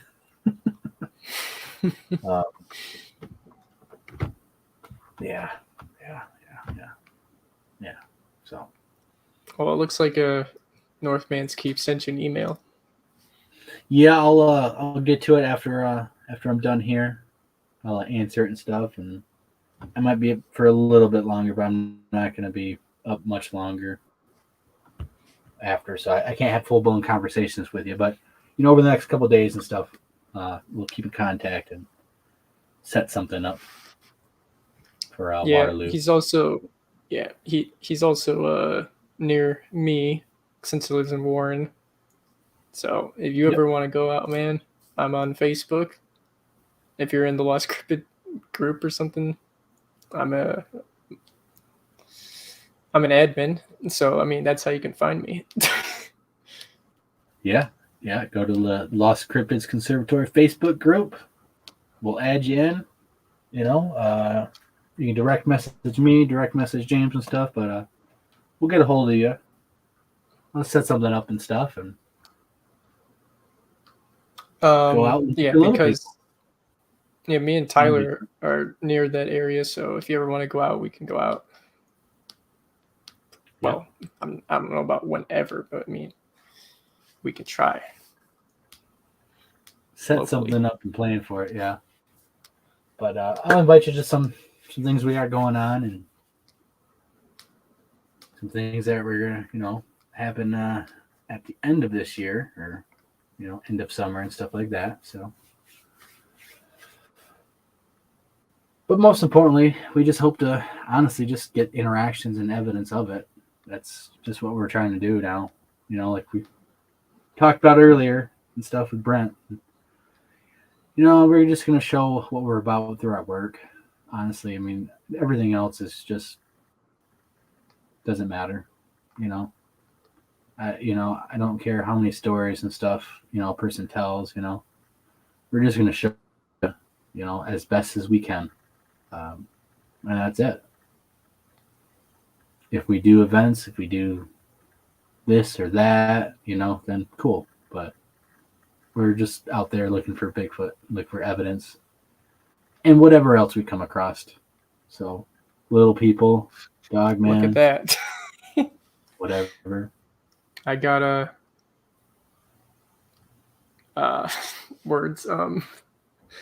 Just got the notification saying he wants to join. Awesome. I get an email whenever somebody wants to join. I don't know. That's the way Facebook does it. I get notifications and stuff, but we run a pretty loose group on there. I don't really have much rules other than be courtesy and kind and don't post fake stuff. Yeah, that one guy you declined that wrote the review. I was about to accept him, and then I looked and saw that he wrote a review, and I was like, what? And I was like, oh, I'm about to hit decline. And before I hit decline, you already declined it. I'm like, well, you got there before. Yeah. That's the guy who I called out the footprint in the snow with. He got all butthurt because he took one crappy photograph of a non-Bigfoot track that he claims is Bigfoot. And I told him my mind. I said, I don't think that's Bigfoot. Where's all these other pictures? Well, I only found the one. Okay, let me guess. It's in your backyard. No, he didn't want to say nothing. So he goes on my group, my page, and starts trying to write bad reviews and do this and do that, comment on all my crap. I guess it just proves my point, really. I mean, yeah, I seen that he tried to add himself. Yeah. I don't care, dude. If you actually had good evidence and stuff, I wouldn't have said anything. But like when it's blatantly obvious that it's crap, I usually don't say anything at all. But like, I am looking for tracks in snow, and I expect when people find tracks in snow that they document a lot better than one photograph. And the story doesn't mean you don't add up. And I'm gonna call you out on it, man. If you have prints of Bigfoot in snow, you better have more than one photograph of one track, because I might call you out on it, because I expect more. That's not really good enough. I expect multiple tracks filmed. I expect a track line.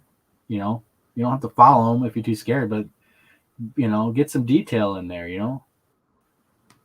I want to see toes, details, not just a huge impression that goes in a straight line, because that animal can do that. A deer could be hopping a rabbit, a raccoon, a wolf,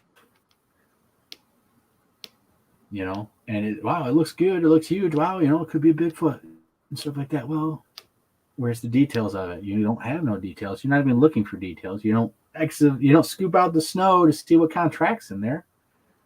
You're really not doing a good job. And I know not everyone knows what to do, and in the moment you're all excited and stuff like that. I get that. But if you're really going to do the work, then do the work. Because I'm going to be doing this. See, I'm 31 now. I'll be doing this for another 30 years. Probably 40 years if I live long enough. I don't want to. You're not going to be like Phil be Shaw at and this go out there exact till spot in 30 years. I know I'm going to have more evidence. We're going to have more evidence, but I want everyone else to be getting to the next level, not just the same old crap. Are you not going to be like Phil Shaw and go out there till you're like, you I'll can't do it anymore? No, I am 30 years, 40 years, 50 years. I'll be out there as long as I can. Unless you get scared and out of the woods like other people have.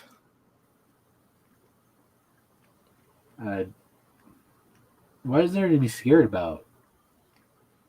If you're out there and they're going to do something to you, there ain't really much you're going to do to stop them, honestly. Especially if they're very close to you. Well, I didn't say anything about stopping, just like witnessing something that's like horrible. If they're all individuals, so if I came across one, and I have been yelled at, and it did scare me, and I did kind of think, I don't know what the thing's going to do. But he did warn me. He did let me know. So that was kind of reinsurance, because if a predator wants to get you, it's not going to announce itself to you. It's not going to warn you. Usually when stuff warns you, it's like, you need to stay back. You come any closer, you keep doing what you're doing, you're going to get hurt. It's a warning. Predators, when they want to get you, they just do it. They don't warn you. And same things with this. These things would not let you know that they're there. If they wanted to kill you, they would do it. They wouldn't, maybe they would distract you so you look while the other one comes up behind you, but they're not really going to let you know they're there if they really wanted to get you.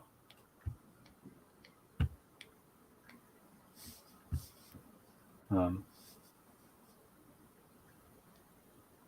not going to say I'm not scared at all, because that's not true. In these tense situations, yeah, I have fear. Any person has fear of that. They should. Fear is healthy and keeps you safe and alive, but too much can be bad, and not enough can be bad too. So, but it's, I don't know. It just takes practice. The more you're in those situations, the better you can react, the better you know how to handle yourself, and the better you are to operate in those situations, And that only comes from experience. You can only get that way through experience, through actually being in there close enough where they're having interactions when they're there.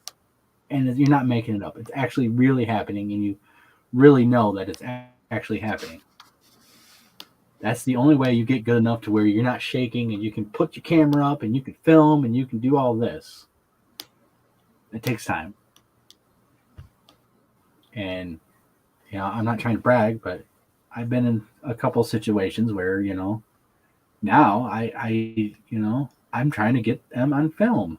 You know, that's what I'm doing. I'm not scared. I'm not frozen, but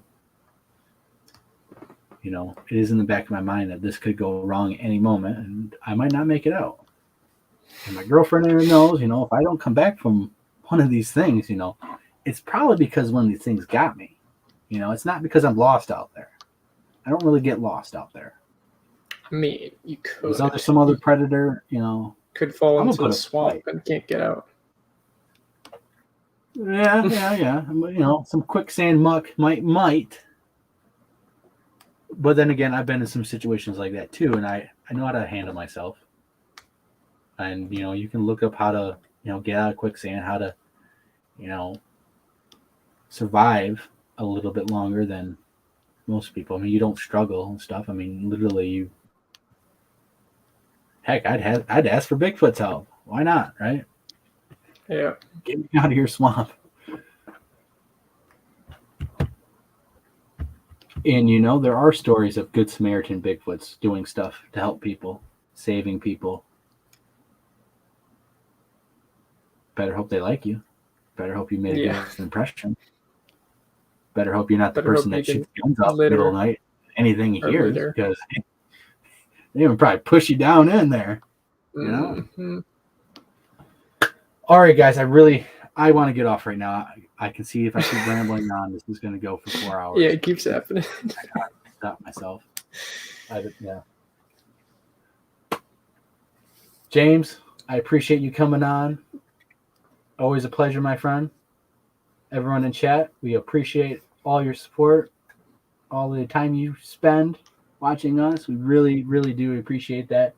And, you know, that is, you know, part of the reason why we work so hard is because, you know, we're going to show you guys. And we're going to show you some real stuff, you know.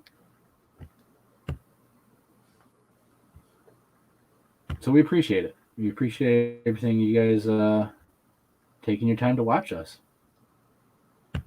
So, we will be back next week, I think, for another live show, Friday or Saturday. Might have a guest, might not have a guest. I don't know yet. We will see. We're going to start having some more guests here, though. So I'll be doing that. Hopefully getting some good evidence to show you guys. So,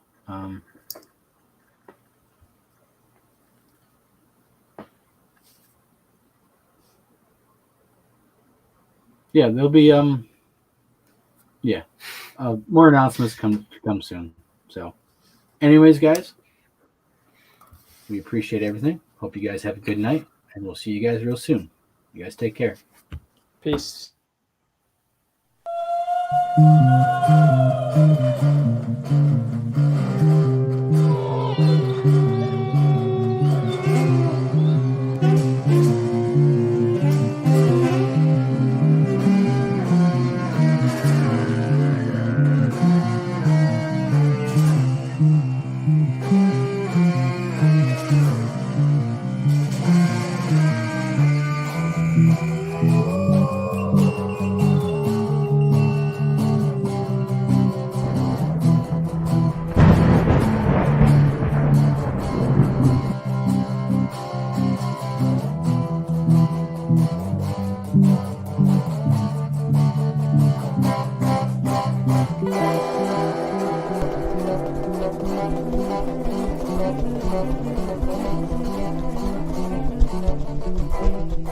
you.